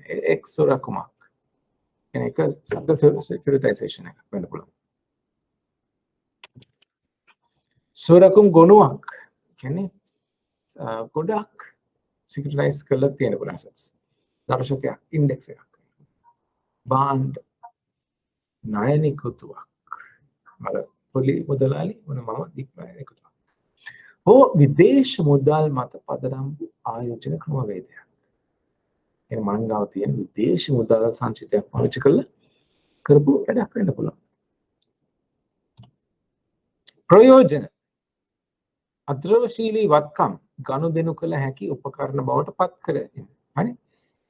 දැන් මම අර පොලි මුදලාලි කෙනෙක් නිසා මම දීපු ණය ද්‍රවශීලතාවයෙන් අඩුයි. මොකද මම දීලා තියෙන්නේ සාමාන්‍යයෙන් සල්ලි ගන්න අමාරු වැඩි සල්ලි නැති පිරිසකට. ඒකට ද්‍රවශීලතාව අඩුයි. ඒවා ගනුදෙනු කරන්න පුළුවන් උපකරණ බවට පත් කරන්න පුළුවන්. ඒවා කවුරුත් ගන්න නැති. ඒවා පදනම් කරගෙන මම ද්‍රවශීලතාව බවට පත් කරගන්නවා. මොකද මේ ඒ වත්කම් වල තියෙන වටිනාකම පදනම් කළා තමයි මේ ආයෝජකගේ මට මුදල් ලබා දෙන්නේ. අඩු පිරිවැයක් ඇත්තේ මුදල් ප්‍රවාහ සකසා ගැනීමේ හැකියාවක් තියෙනවා. අඩු පිරිවැය අඩු. මොන ටක් ගාලා කරගන්න පුළුවන් වැඩි. මේ පට් ගාලා කරන්න පුළුවන්. ඉතින් ඉක්මනට කරන්න පුළුවන් තරමට පිරිවැය අඩුයි. කාලය ගත වෙන්නේ අඩු වෙන්නේ. අඩු පිරිවැයක් ඇත්තේ මුදල් ප්‍රවාහ සකසා ගැනීමේ හැකියාව පවතිනවා. right. දැන් ඒක සංසන්දනය කරන්න අවශ්‍ය දිගු කාලීන ආයෝජන සඳහා. ඒ කියන්නේ උදාහරණයක් වශයෙන් අපි කියමු බැඳුම් කරයක් නිකුත් කරන්න. සෑහෙන දේවල් පාවිච්චි වෙනවානේ. හරි. උදාහරණයක් වශයෙන් ප්‍රොස්පෙක්ටස් එකක් නිකුත් කරන්න ඕනේ. ඒ වගේම මේක ලිස්ටඩ් ඩිබෙන්චර් එකක් නම් අන්ලිස්ටඩ් නම් ප්‍රශ්නයක් නැහැ. CC approval අවශ්‍ය නැහැ. CC approval අවශ්‍ය නැහැ.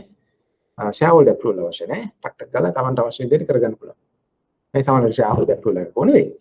නමුත් අර formalities ගොඩක් අවශ්‍ය නැහැ. SEC approval එක අවශ්‍ය නැහැ unlisted එකක් නම්. ඉතින් මේ වගේ දේවල් වලට සාමාන්‍ය කාලය යනවා. listed debenture එක කරගන්නකොට කාලය ගත වෙනවා. එතකොට කාලයක් යනවා. ඒ වගේම රේටින් එකක් සමහරට කරන්න ඕනේ. රේටින් එකක් කරද්දී රේටින් ඒජන්සි එකට ගෙවන්න ඕනේ. කාලය ගත වීමත් මුදල් වියදම් වීම හා සමානයි. රේටින් ඒජන්සි ගෙවීම කණික මුදල් වියදම් වීමක්. ඉතින් ඒක රේටින් ඒජන්සි එකට ගෙවනවා නම් ඒක එක අවුරුද්දක ගෙවලා ඊට පස්සේ අමතක කරලා දාන්න බෑ. දිගටම ගෙවාගෙන යන්න ඕනේ. right. ඉතින්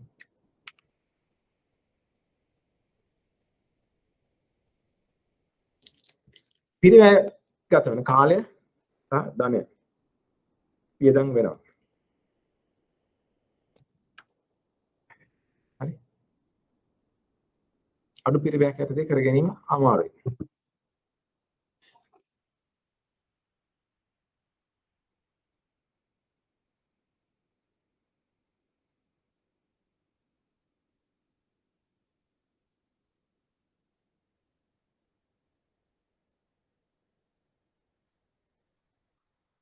ඒ වගේම දිගු කාලින තව දෙයක් තමයි අපිට පුළුවන් ඕනනම් කොටස් නිකුත්වක් කරන්න. කොටස් නිකුත් කරන්න.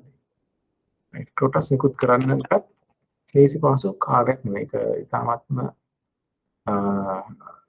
මුදල් වියදම් වෙන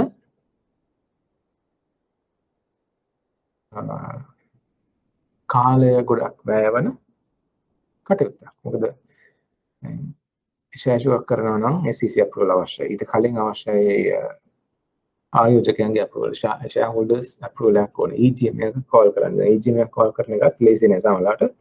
සති දෙක තුනක් යන්න පුළුවන්. ඒ වගේම මේක ස්ට්‍රක්චර් කරන ඒජන්ට් කෙනෙක් හොයාගන්න ඕනේ. right ඒ කියන්නේ අර ඉන්වෙස්ට්මන්ට් බැංක් එකක් වගේ ඒගොල්ලෝ තමයි ඒක තමන් වෙනුවෙන් කරන්නේ. ඒ වගේ ආයතනයක සේවාව අවශ්‍යයි. ඒගොල්ලෝ නිකම්ම සේවාව ලබා දෙන්නේ අර පිනට දෙන්නේ නැහැ. ඒගොල්ලෝ යම් කිසි හිතවත්ම වැඩි මුදලක් ඒ සඳහා අපේක්ෂා කරනවා. ඉතින් මේ කරුණු නිසා සාමාන්‍ය නායකර ඒ වගේම කොටස් නිකුත් කිරීම දිගු කාලීන කටයුත්තක්. ඒක ඉතාමත් කෙටි කාලයකදී කර ගැනීමට නොහැකි. අඩු පිරිවැයක් නෙවෙයි වැඩි පිරිවැයක් සහ වැඩි කාලයක් ගත වන කටයුත්තක්.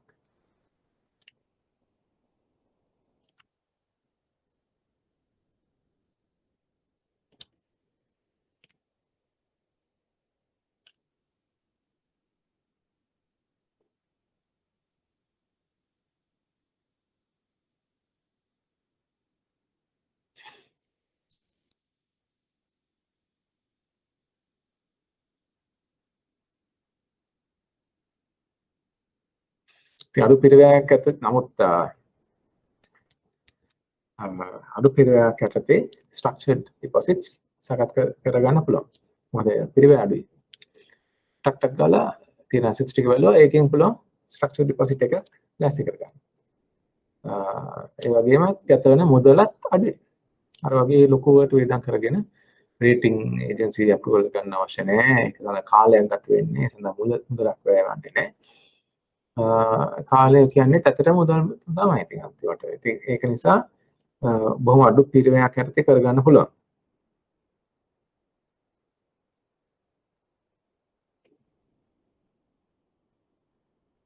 අඩු පිරිවැයක් යටතේ මුදල් ප්‍රවාහ සකසා ගැනීමේ හැකියාවක් තියෙනවා.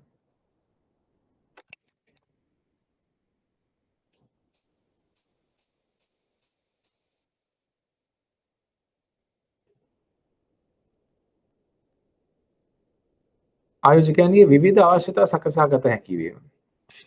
ඒ කියන්නේ අපිට පුළුවන් කස්ටමයිස් සොලියුෂන්ස් දෙන්න. දැන් ආයෝජකයන්ට සමහරට අවශ්‍යයි කෙටි කාලීන ආයෝජන කරන්න නැත්නම් දීර්ඝ කාලීන ආයෝජන කරන්න. ඉතින් ඒ සඳහාත් මේක පාවිච්චි කරන්න පුළුවන්. දැන් ඒ කියන්නේ ආයෝජකයෙක්ට අවශ්‍ය දීර්ඝ කාලීන ආයෝජන කරන්න නම් අපිට ඒ සඳහා කියන වත්කම් බලලා අපිට ඒ අනුව කරගන්න පුළුවන්. වගේම කෙටි කාලීන ආයෝජනත් ඒ විදිහටම කරගන්න පුළුවන්. right. සමහරට පුළුවන් සමහර ආයෝජකයෝ කැමති කෙටි කාලීන ආයෝජන කරන්න. මොකද ඒගොල්ලන්ට අනාගතය ගැන සමහරට අනිශ්චිතතාවය නිසා වෙනවා. එහෙම නැත්නම් යම් කටයුතු වලට ඒකට මුදල් අවශ්‍ය වෙන්න පුළුවන්. ඉතින් මේ නොයෙකුත් මේ හේතු නිසා ඒගොල්ලෝ සමහරට කෙටි කාලීන හෝ දීර්ඝ කාලීන අවස්ථා ලබා ගන්න පුළුවන්. එවන අවස්ථාවලදී කෙටි කාලයකට මුදල් ලබා දෙන්න පුළුවන්.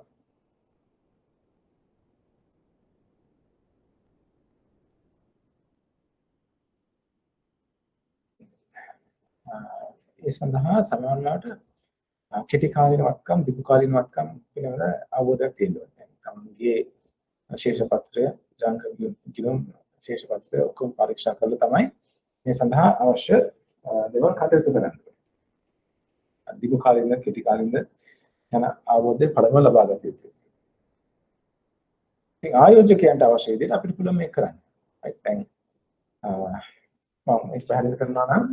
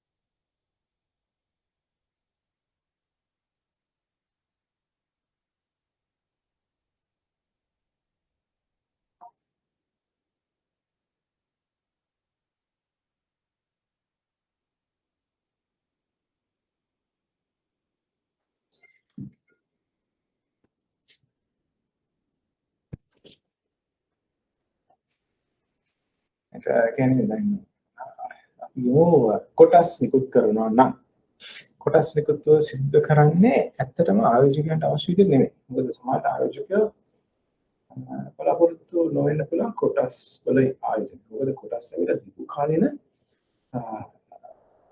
ආයෝජන. මොකද දැන් මෙහෙමයි.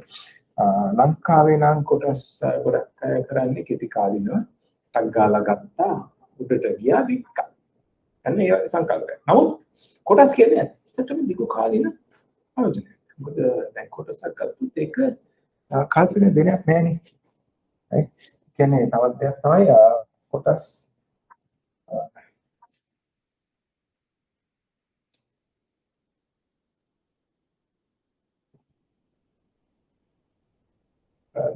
ආයතනය ගත්තොත් ආයතනය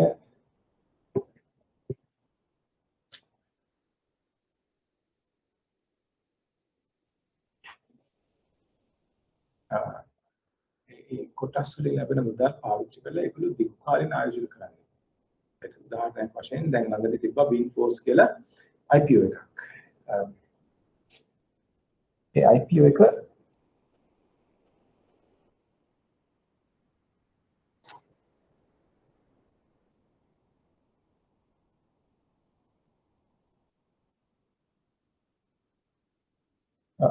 අට ගුණයක් ඔබ සබ්ස්ක්‍රයිබ් කරලා තිබ්බා.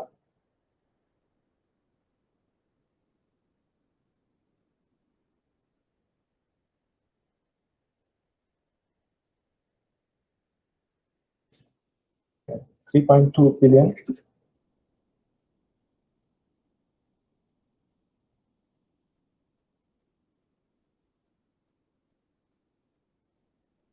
$3.2 billion තමයි ඒකට අවශ්‍යලා තිබ්බේ. නමුත් 25 billion විතර ආයෝජන ඇවිල්ලා තිබ්බා. right?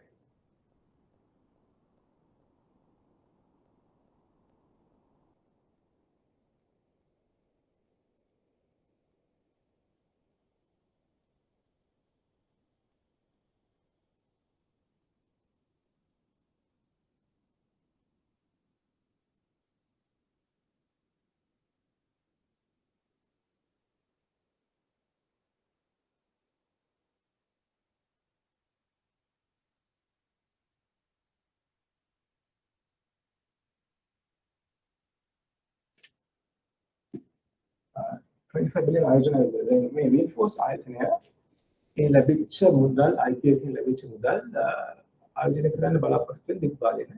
ඒගොල්ලන්ගේ ඒ ගණදෙනු කටයුතු ව්‍යාප්ත කිරීමේ බලාපොරොත්තු වෙනවා. දැන් ඒ ගණදෙනු කටයුතු ව්‍යාප්ත කරාට පස්සේ ඒක අවුරුද්දෙන්ද දෙකෙන්ද අවුරුදු 5න් 10න් ප්‍රතිලාභ ලැබෙන කියන එක ඒගොල්ලන්ට ඇත්තට කියන්න බෑ. මොකද මේක බොහෝම ඈත කාලේ දිගු කාලීන ලාභ ආයෝජන. ඒකට දැන් අපිට එතකොට අසාධාරණ අපි බලාපොරොත්තු වෙනා මේක අර මැගි නූඩල්ස් වගේ විනාඩි දෙකෙන් ප්‍රොෆිට් එක ගන්න. right? ඉතින් ඇත්තටම කොටස් වල ආයෝජනය කරනකොට බලාපොරොත්තු වෙන්න අවශ්‍ය දීර්ඝ කාලීන ප්‍රතිලාභ. කෙටි කාලීන ප්‍රතිලාභ බලාපොරොත්තු වෙන්න බෑ.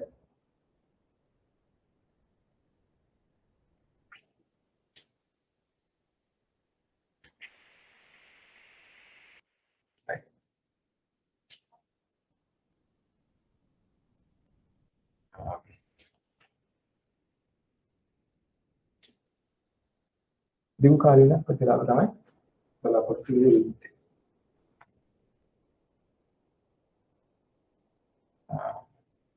හැබැයි අපි නායකරයක ආයෝජනය කරනවා නම් ඒකේ තත්ත්වය වෙනස් වෙන්න පුළුවන්. දැන් මේක තමයි ආයතන බලාපොරොත්තු දීර්ඝ කාලීන ප්‍රතිලාභ ලබා දෙන්න. නමුත් නායකරවල ආයෝජනය නමුත් 25 බිලියන් ආයෝජන ආවේ. හැබැයි මේක මේ කෙටි කාලීන දෙයක් නම් සමහර වෙනස් වෙන්න පුළුවන්. මොකද කෙටි කාලීන දෙයක් ආයෝජකයෝ බලාපොරොත්තු සමාන තියෙන නම් කෙටි කාලීන ආයෝජන කරන්නේ. කෙටි කාලීන ආයෝජන නැතුව ඉතින් 25 බිලියන් ආයෝජන කරපුවා ඇත්තටම දීර්ඝ කාලීන ප්‍රතිලාභ බලාපොරොත්තු කරන්න ඇති.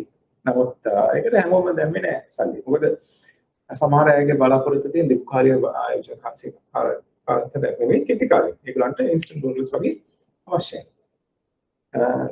හැබැයි දැන් බැඳුම් කරයක් sorry ණය කරයක් නිකුත් කළ තිබුණා නම් ඒ ණය කරේ කල්පිරින් දවස් අවුරුදු 5ක් නැත්නම් 10ක් වෙන්න පුළුවන්. සමහරවිට අවුරුදු 3-4 වෙන්න පුළුවන්. එතකොට ඒ ආයෝජකයා බලාපොරොත්තු වෙන්නේ ඒ කාල සීමාව තුළ ලැබෙන ප්‍රතිලාභ ලබා ගන්න පමණයි. එතන එහාට ලොකු බරපතලයක් නැතුව ඇති. වෙන ආයෝජනවල ආයෝජන කරනවා ඇති. හරි එතකොට දිගු කාලේන කෙටි කාලේ කියන එක ලොකු දෙයක්.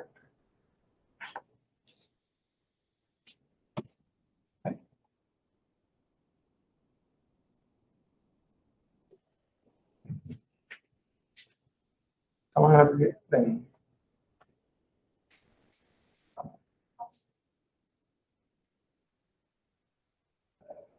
ඉතින් ඒ නායකවල ආයෝජන කිරීමත් සමහර ලොකුවට සීමිත පිරිසක් තමයි ආයෝජනය කරන්නේ. ඉතින් එහාට අනිත් ආයෝජකයෝ සමහර කැමති ඇති දිගු කාලින ආයෝජන. හැමෝම කාලින කැමතිත් නැහැ. මොකද දිගු කාලින කැමතිත් නැහැ. ඉතින් මේ අතරමැද තමයි පිරිස දෝලණය වෙන්නේ. කෙටි කාලින ආයෝජක වෙන්න පුළුවන්, දිගු කාලින වෙන්න පුළුවන්, සමහර අතරමැද ඉන්න පුළුවන්. හැබැයි මේ සියලු අවස්ථාවල ආයතනය බලන්නේ ආයෝජකයෙක් පැත්තෙන් නෙමෙයි. ආයතනයේ අවශ්‍ය මුදල් කොහොමද සම්පාදනය කරගන්නේ කියලා. දැන් අන්තිමට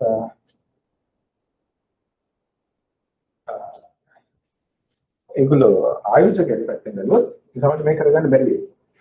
හරි ඉතින් කොටස් නිකුත්වේදී එවත් නායක නිකුත්වේදී ආයතනයක් පුළුවන්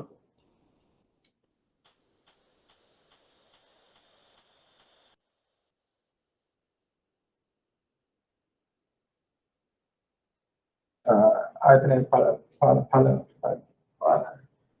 බලාපොරොත්තු වෙන්නේ තමන්ට අවශ්‍ය පරිදි මේ මුදල් සම්පාදනය කරගන්න එක. ඒකයි තමන්ට වැදගත් කම. ඒක හැමෝටම අවශ්‍ය නැති වෙන්න පුළුවන්. හැබැයි මේ ව්‍යුහගත උපකරණ වගේ පුළුවන් ආයෝජකයාට අවශ්‍ය දෙයක් කරගන්න. මොකද දැන් මේක සාමාන්‍යයෙන් වෙන්නේ අර කලින් අවස්ථාවල වගේ ආයෝජකයාට අවශ්‍ය විදියට වෙන්නේ ආයතන අවශ්‍ය විදියට වෙන්නේ මේක අනිත් පැත්තට යන්නේ. ආයෝජකයාගෙන් අහනවා ඔයගලන්ට ආයෝජනය කරන්න පුළුවන් කැමති කාල සීමාව මොකක්ද කියලා. කෙටි කාලෙක නැත්නම් දිගු කාලෙක කියලා. ඒ විදිහට බලනකොට කෙටි කාලින නම්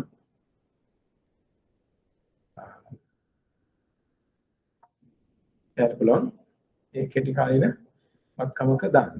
right? කෙටි කාලින නම් යෝ ආයෝජකයා කැමති මාස 8කට ආයෝජනය කරන්න. මාස 8ක් නම් ඒ විස්තරය දැනගත්ත ගමන් අර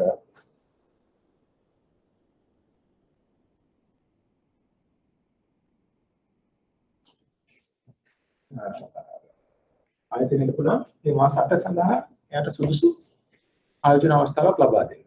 right? ඉතින් මේක තමයි තියෙන විශේෂත්වය. එවැනි වත්කම්වල. සාමාන්‍ය ණය සහ හිමිකම් උපකරණ සඳහා ආදේශකයක් වීම.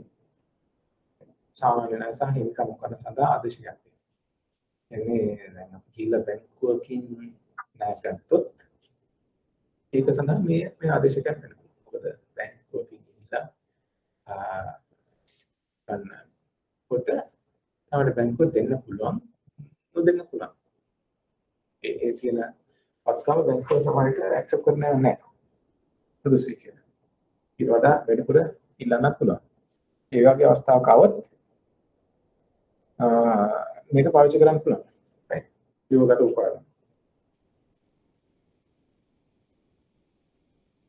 වෙළඳපොළ ණය වර්ධනය සඳහා උපකාරී වීම. ඒ කියන්නේ ආකට පිළිවෙලක් වෙනවා මේ වගේ දේවල්. ණය වර්ධනය වෙනවා කියන්නේ ඒ ණය ලබාගෙන යම්කිසි යම් ආයෝජනවල යොදවන්න පුළුවන්. ඉතින් ඒ ආයෝජන යොදුවාන් පස්සේ ඒකෙන් ගොඩක් සිතක් වෙනන්නේ කියන්නේ යම් මුදලක් ණයට ලබා ගන්න යම් තැන්වල ආයෝජන කළා ඒකට සඳහා අවශ්‍ය ප්‍රතිලාභ ලබා ගන්න. ඉතින් ආයෝජන කරාට පස්සේ මේවා ඒ ආයෝජනයේ ප්‍රතිලාභ මුළු සමාජයටම සමාජගත වෙනවා. හැමෝටම ලැබෙනවා. right? ඒක නිසා තාමත්ම විශාල පිරිසක් එකෙන් ප්‍රයෝජන ගන්න.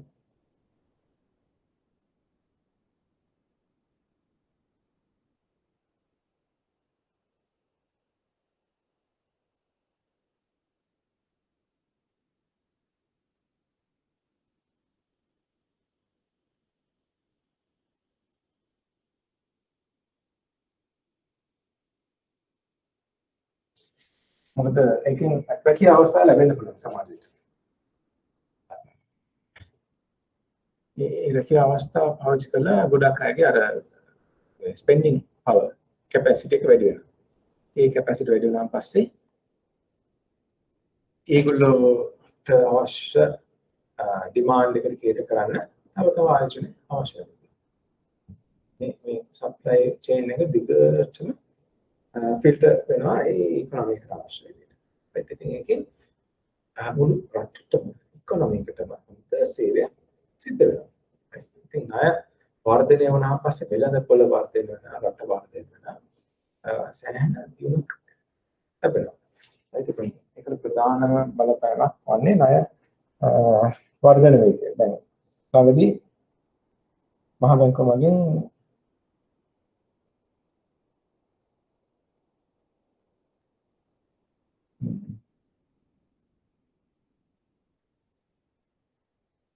මහ බැංකුව මගින් රටේ පොලි අනුපාත පිළිබඳ රෙගුලේෂන්ස් ගොඩක් ගන්න ඒකලෝ තීරණය කරා ඒ පොලි අනුපාත අඩු කර යුතුයි.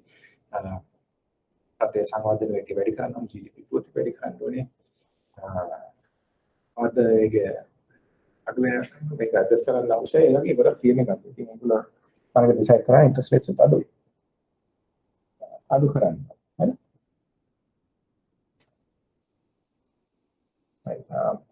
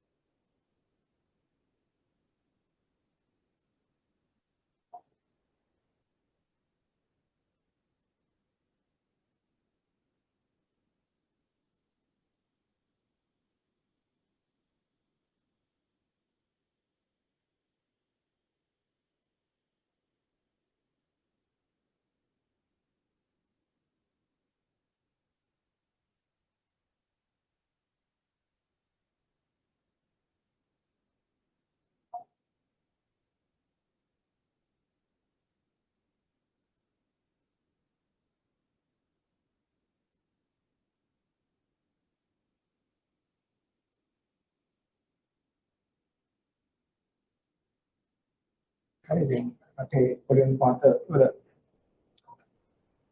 පවතින විදිහට ඒ වගේ දේවල් ගොඩක් දෙසන බලපානවා. අපි ඉතින් අපේ කියන සංවර්ධනය සඳහා මෙන්න මේ ණය ලබා දීම ඉතාමත්ම වැදගත් දෙයක් කරනවා.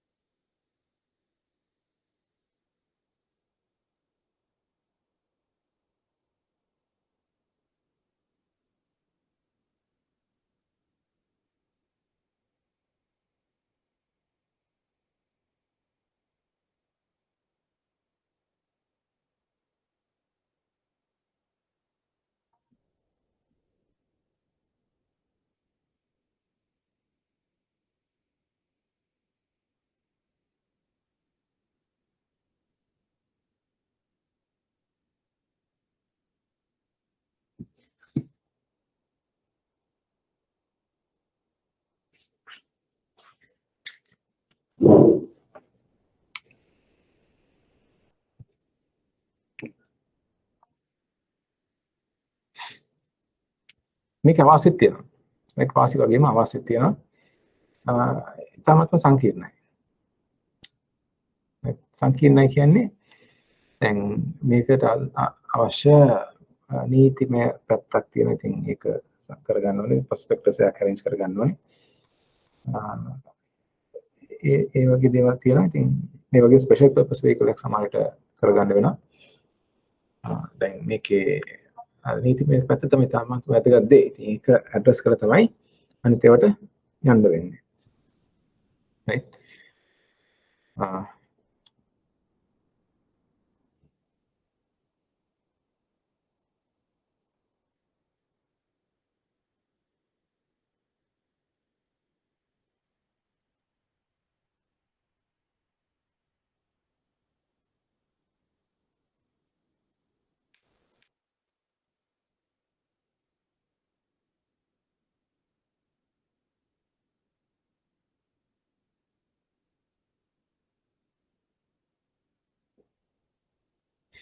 දෝෂීලතාව අඩු වෙනවා. right? මොකද මේක දැන් අපි කියමු සංකීර්ණයි කියලා කියන්නේ සංකීර්ණ තත්වය නිසා තමයි සමහරට දෝෂීලතාව අඩු වෙන්න පුළුවන්. මොකද දැන් අපි කොටස් මිලදී ගත්තොත් අපිට ගිහලා කොටස් වෙනද පොලේ ගිහලා මේක විකුණ ගන්න පුළුවන්. නමුත්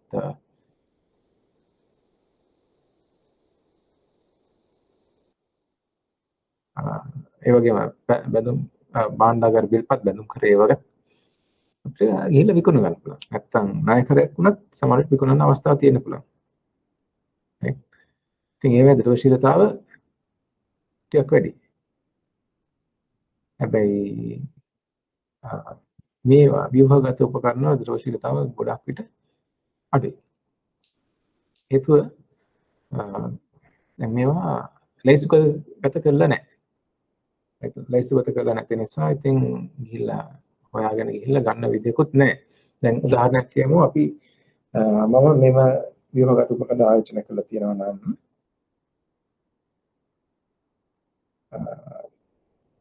මට අවශ්‍ය නම් ඒක තව කෙනෙක්ට දෙන්න. right? ව්‍යුහගත උපකරණ ආයෝජනය කරලා තියෙනවා නම් මට අවශ්‍ය නම් ඒක කියලා තව කෙනෙක්ට මොකද මට මුදල් අවශ්‍යතාවයක් හදිසියේ આવොත් මට දැන් මං ගාව තියෙන මේ ව්‍යුහගත උපකරණය තව කෙනෙක්ට විකුණ ගන්න විදියක් නැහැ. එයා ගන්න කැමති වෙන්න පුළුවන් නොවෙන්නත් පුළුවන්. ඉතින් ගන්න කැමති කෙනෙක් හොයාගන්න එක ටිකක් අමාරුයි. අපිට ඒගොල්ලෝ ගොඩක් මුලලා තියෙන අර ගිහිල්ලා වෙලත් පොලේ තියෙන දවසිලතාව වැඩි වෙන උපකරණ මිලදී ගන්න. නව ණය අවදානමකුත් තියෙන්න පුළුවන්.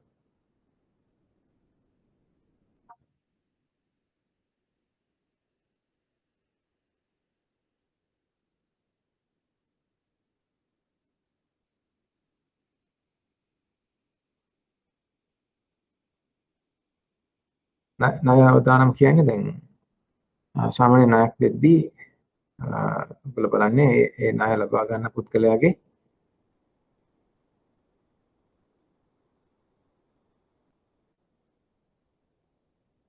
ණය ලබා ගැනීමේ හැකියාව.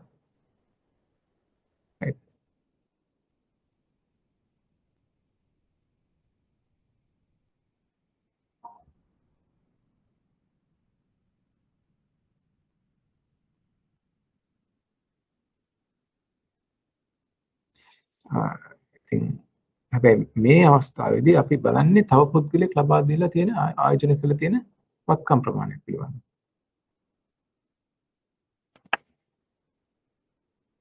ඉතින් ඒක නිසා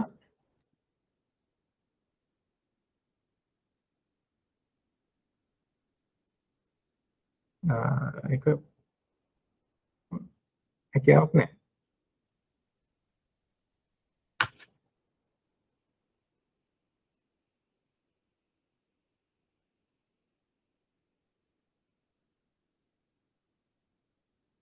මොකද දැන් අපිට හොයාගන්න විදියක් නැහැ තව කෙනෙක් ගිහලා ආයෝජනය කරලා තියෙන්නේ කොහෙද කියලා. ඒ ඇසට් පූල් එකේ තියෙන ඇසට්ස් මොනවද කියලා බලාගන්න විදියක් නැහැ. ඒ නිසා ණය අවදානමක් තියෙනවා. මොකද ණය පැහැරීමක් සිදු වුණොත් ඒකේ වගකීම අපිට ගන්න විදියක් අපිට තමයි ගන්න වෙන්නේ. ඉතින් අවදානම් වැඩි. සුරකුම් කරණය ඉතා සරල ලෙස පියවර 4කින් දැක්විය හැක. සුරකුම් කරණය කියන්නේ සිකියුරිටයිසේෂන්.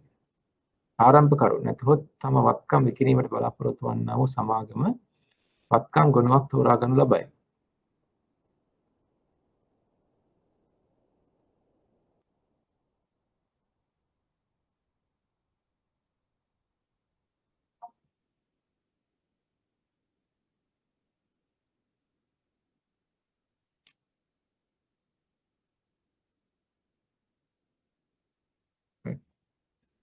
කියන්නේ දැන් බල අපි උදාහරණයක් හිතමු මම තමයි මේක සිද්ධ කරන්න අවශ්‍ය කියලා. මට යම් ණයක් ලබා ගැනීම අවශ්‍යයි. මම තමයි ආරම්භ කරු.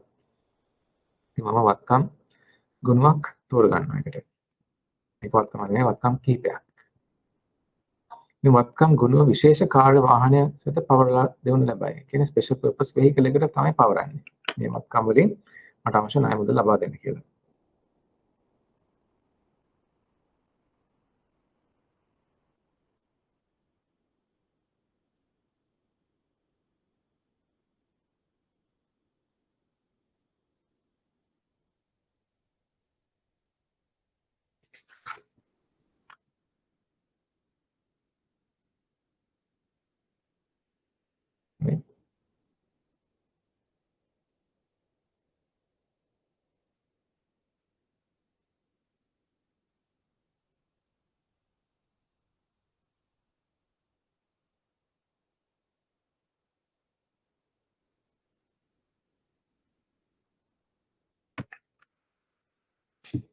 ස්පෙෂල් පර්පස් වෙහිකල් එකට ට්‍රාන්ස්ෆර් කරන්න අවශ්‍යයි. මේ ස්පෙෂල් පර්පස් වෙහිකල් කියලා කියන්නේ දැන් හදිසියේවත් අපි ඉස්සර මේක සාකච්ඡා කරමු. ඊට පස්සේ මම පැහැදිලි කරන්න. විශේෂ කාර්ය වාහනය වෙත දෙනු ලැබෙති. මේ වචන මතක තියාගන්න. විශේෂ කාර්ය වාහන ස්පෙෂල් පර්පස් වෙහිකල්. විශේෂ කාර්ය වාහනේ මේ වත්කම් ගුණ මත පොලී ඇතුළත් ආයෝජන සහතික නිකුත් කරන ලබයි. ඉතින් ස්පෙෂල් පර්පස් වෙහිකල් එකේ තමයි ආයෝජන සහතික නිකුත් කරන්නේ. වත්කම් තුලින් ලබන මුදල් ප්‍රවාහ යොදාගෙන ආයෝජකයන්ට ගෙවීම් කරනු ලබයි. ආයෝජකයන්ට ගෙවන්නේ මේ වත්කම් වලින් ලැබෙන මුදල් ප්‍රවාහන පාවිච්චි කරලා.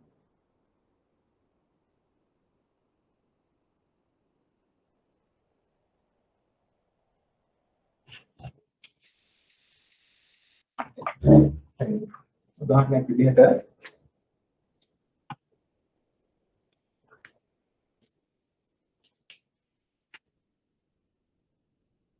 ඒක මේක තමයි බැංකුව.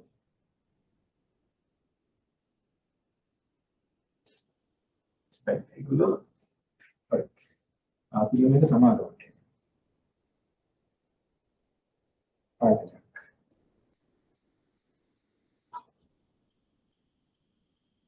මේ ආයතනය අපි කියමු ඩේටාස් ලයින්.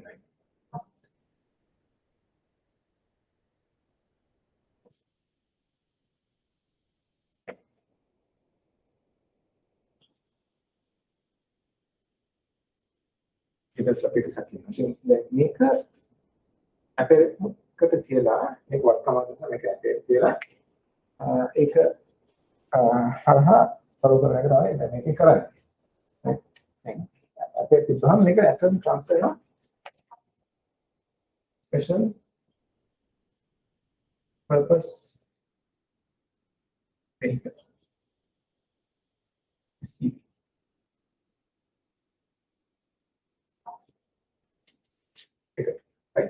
ඒකට මේ ඩේටාස් ලා තමයි අපේට පාවිච්චි කරන්නේ. ඒක පාවිච්චි කරලා ස්පෙෂල් පර්පස් වෙහිකල් එක against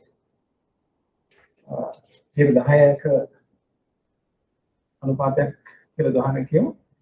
මේක දෙනවා ආයෝජකයන්ට.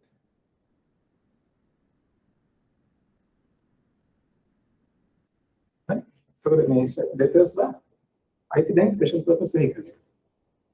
Then a special purpose vehicle is separate legal entity. And mama hadisiye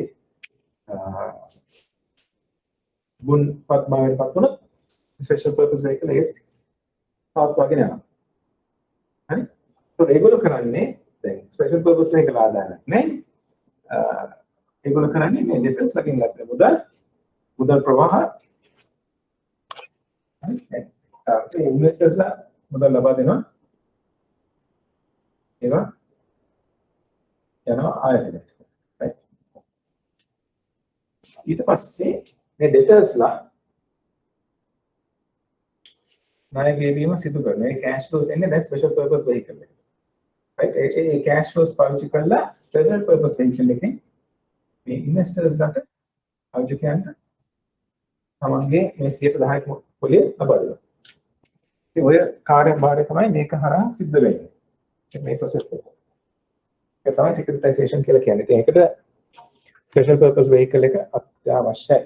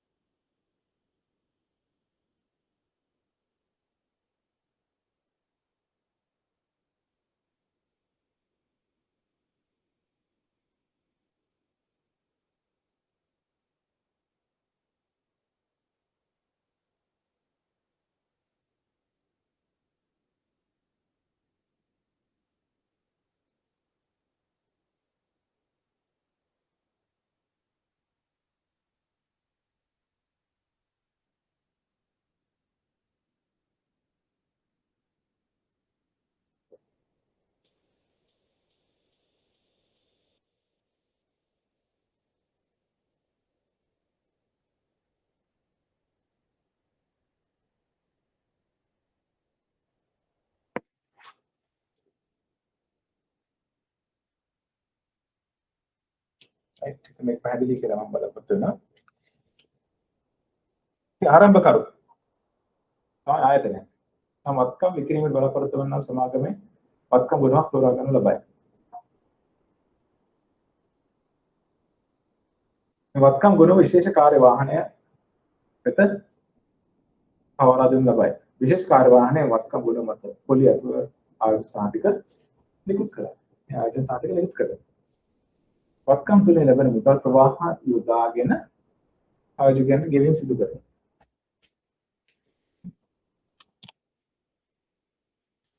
විවාහගත මූල්‍ය උපකරණ අතර වත්කම් මත හෝ උකස් මත පදනම් වූ සූරකම්කරණය දැකිය හැකිය.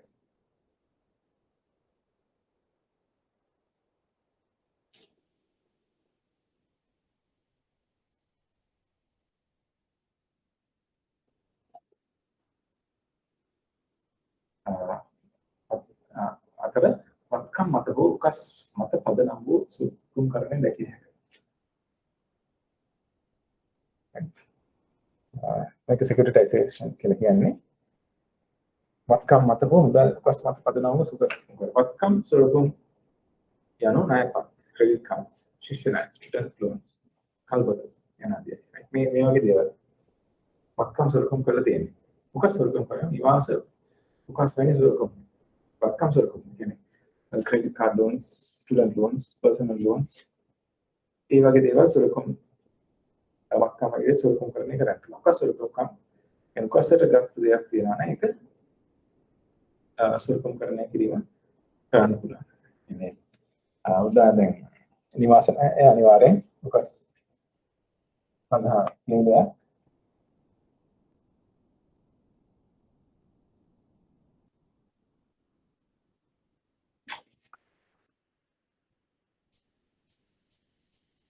ඉතින් ඒක නිවාස උකස් කිරීම තමයි ඒකෙන් කරන්නේ. උකස් සොරකම් කරන්නේදී උකස් රාශියක් කලමක් ලෙස සකසා ආයෝජනයන් කෙරෙහිට විකිණීම සිදු වේ.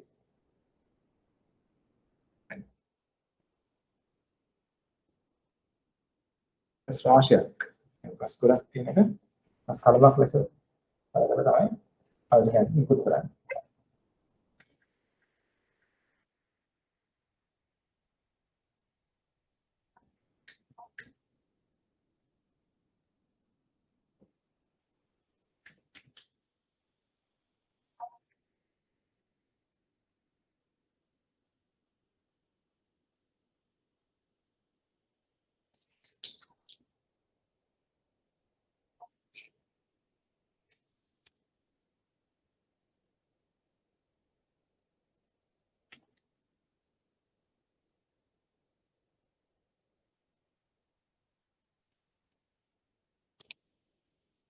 වත්කම් මත පදනම් වූ සොරකම් කරන එක.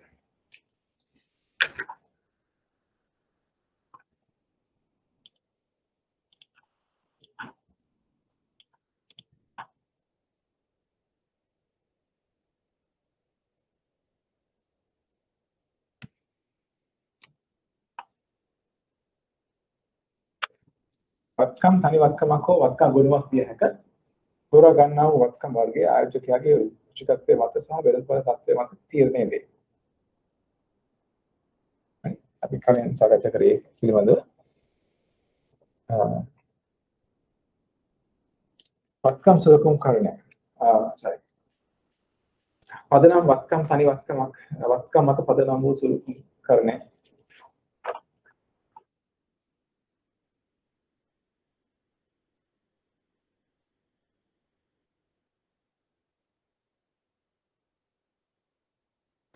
පදනම් වත්කම තනි වත්කමක් හෝ වත්කම් ගුණයක් විය හැකියි.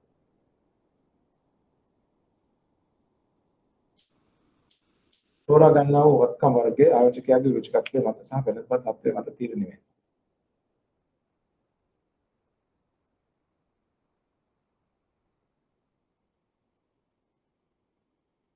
ආයෝජකයා තෝරා ගන්නා වූ වත්කම් වර්ගයේ ආයෝජකයාගේ රුචිකත්වයේ මත සහ වෙළඳපොළ තත්ත්වයේ මත තීරණය වේ. කියන්නේ ආයෝජකයාගෙන් අහන මේක කැමතිද? ඒක කැමති නම් ඒක පාවිච්චි කරන්න පුළුවන්. නැත්නම් වෙන වත්කමක් යොදා ගන්න පුළුවන්. ඒක කාල සීමා බලන ඒ විදිහට ඉතින් බලන්න. වෙළඳපොළ තත්ත්වය මත තීරණය වෙනවා.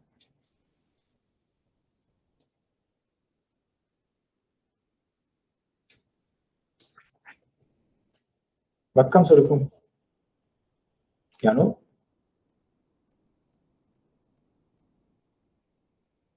ණයකම් credit card ශිෂ්‍ය ණය student loan කල්පතු යන ආදී credit card student loans කල්පතු personal loans මේ ફોકસ වලට අදාළ නැති ණය සඳහා තමයි මේක පාවිච්චි කරන්නේ. හරි මේ සංකල්පය දැනගන්න එක තමයි වඩාත් වදී. දැන් ඔයගොල්ලෝ දැනගන්න ඕනේ මේ special purpose vehicle එක විශේෂයෙන් ඇතුළත legal entity එකක්. ඒක මෙයා තවතුන් නැත. මෙයා බංකුල තුනක් මේක පිළිගන්න පාදේ. මේක separate legal entity. ඔය මෙයාගේ cash flows ඔක්කොම ඉන්නේ මේක කරලා. අවුතින් නැති වුණත් ඉන්වෙස්ටර්ස් අල්ලගන්න. හැබැයි බැරි වෙලාවත් මේ debtors-ලා default කරන්න ගත්තොත් ඒකට මනස අදින්නේ. ඒක ගෙවා ගන්න බැරි වෙනවා. ඉතින් ඉන්වෙස්ටර්ස්ලා ඇත්තටම risk එක ගන්න මේ debtors-ලා.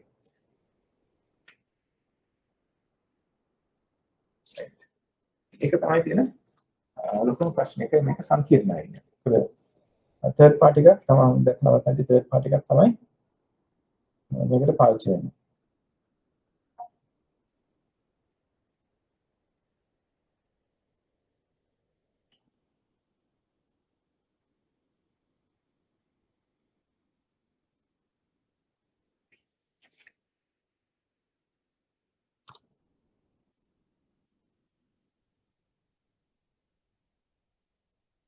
කස්මත නායකයෝ කස්මත නායකයන් ණය ගන්න ආයතන නිකුත් කල්පනාකරු විශේෂ කාර්ය වාහනේ මෙන්න මේගොල්ලෝ තමයි ඒ කියන්නේ arrange කෙනෙක් ඉන්නවා special purpose vehicle ආයෝජකයෙක්. මේක තමයි ඇත්තටම කියන ක්‍රියාවලිය ක්‍රියාදාමය.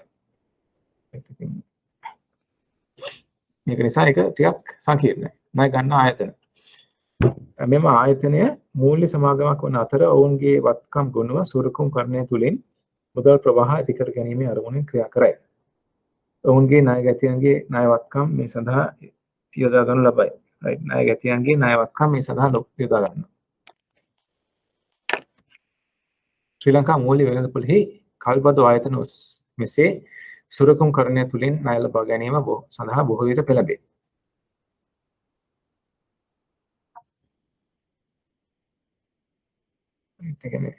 leasing companies වගේ. ගොඩක් leasing companies තමයි අතරම මේ securitization issue කරන්නේ. මෙහිදී බොහෝ විට කල්බදු කලඹ මේ සඳහා යොදාගන්නේ. right ඒ කියන්නේ lease rentals තමයි මේකට පාවිච්චි කරන්නේ. මේ තත්ත්වය තුළ අදනම් වත්කම වන්නේ කල්බදු වල නැවත ගෙවීම repayments මුදල් ප්‍රවාහය. කියන්නේ ලීස් රෙන්ටල්ස් තමයි මේකට සම්බන්ධ මුදල් ප්‍රවාහ හැටියට පාවිච්චි කරන්නේ. ඉතින් නිකුත් කල්පනා කර කියන්නේ මේ ඉෂුව එක මැනේජ් කරන ආයතනය. මේක ඉතාමත් වැදගත් දෙයක් රෝල් එකක් ප්ලේ කරනවා. දැන් ගොඩක් ආයතනයක හැකියාවක් නැහැ ආයෝජකයෝ හොයාගන්න. ඉතින් ඒක නිසා ඒ වගේ මේ වගේ දේවල් ස්ට්‍රක්චර් කරගන්න දැනුමක් අත්දැකීමක් නැහැ. ඉතින් ඒගොල්ලෝ මේ නිකුත් කළමනාකරුවන් පාවිච්චි කරනවා. ආයෝජකයන් ණය ගන්න ආයතන සහ විශේෂ කාර්යවාහය යන පාර්ශ්ව තුන අතර සම්බන්ධතාවය ගොඩනගා ගන්නේ නිකුත් කළමනාකරු විසිනි. මේ සඳහා කොමිස් මුදලක් අය කරනු නැත. මේ සඳහා ආයෝජකයන් ණය ගන්න ආයතන සහ විශේෂ කාර්යවාහන අතර සම්බන්ධතාවය. ඉතින් මේ පිරිස් තුනම ට්‍රයිපාර්ටයිට් ඇග්‍රීමන්ට් එකක්. ආයෝජකයෝ ණය ගන්න ආයතනයයි විශේෂ කාර්යවාහනය සම්බන්ධතාවය ගොඩනගන්නේ නිකුත් කළමනාකරුවෝ මේකද කෝඩිනේට් කරගන්නේ නිකුත් කළමනාකරුවෝ විසිනි. මේ සඳහා ඒගොල්ලෝ කමිෂන් එකක් ගන්නවා. ඒක තමයි ඒගොල්ලන්ගේ ෆී එක. මේ කමිෂන් එක ගොඩක් කටුවකට අපවතින පුළුවන්. කියන්නේ අවශ්‍ය මුදල් ප්‍රමාණය මේ සඳහා නිකුත් කිරීමේ බලාපොරොත්තු වන මුදල් ප්‍රමාණය මේ වගේ කරුණු මත රඳා පවතිනවා. තමයි ඉන්ට්‍රස්ට් රේට් එකෙන් කොටසක් 0.25% වගේ කමිෂන් එකක් ගන්න පුළුවන්. ආයෝජකයන් සුරකුම් කරණය තුළ තම මුදල් ආයෝජනය කොට ප්‍රතිලාභ ලබන්න. මොවුන්ගේ ගෙවීම් විශේෂ කාර්ය වාහනය මගින් පියවනු ලබයි.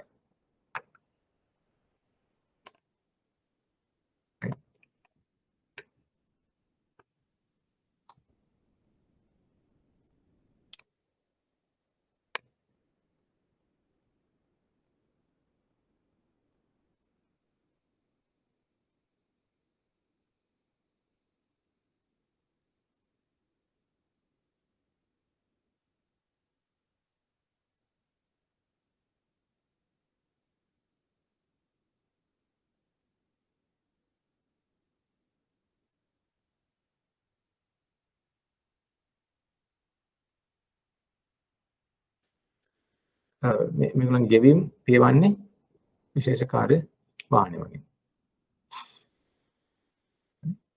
විශේෂ කාර්ය වාහනය සුරකුම් කරන්නේ ප්‍රධාන කාර්ය කෙටවන්නේ විශේෂ කාර්ය වාහනය මගිනි. ඔක්කොම arrangement කරන්නේ ඒගොල්ලෝ විශේෂ කාර්ය වාහනය. හරි. දැන් ඒත් සමගම අපේ විශ්ලේෂණ නිර්දේශය ඉවර වෙනවා. ඉතින්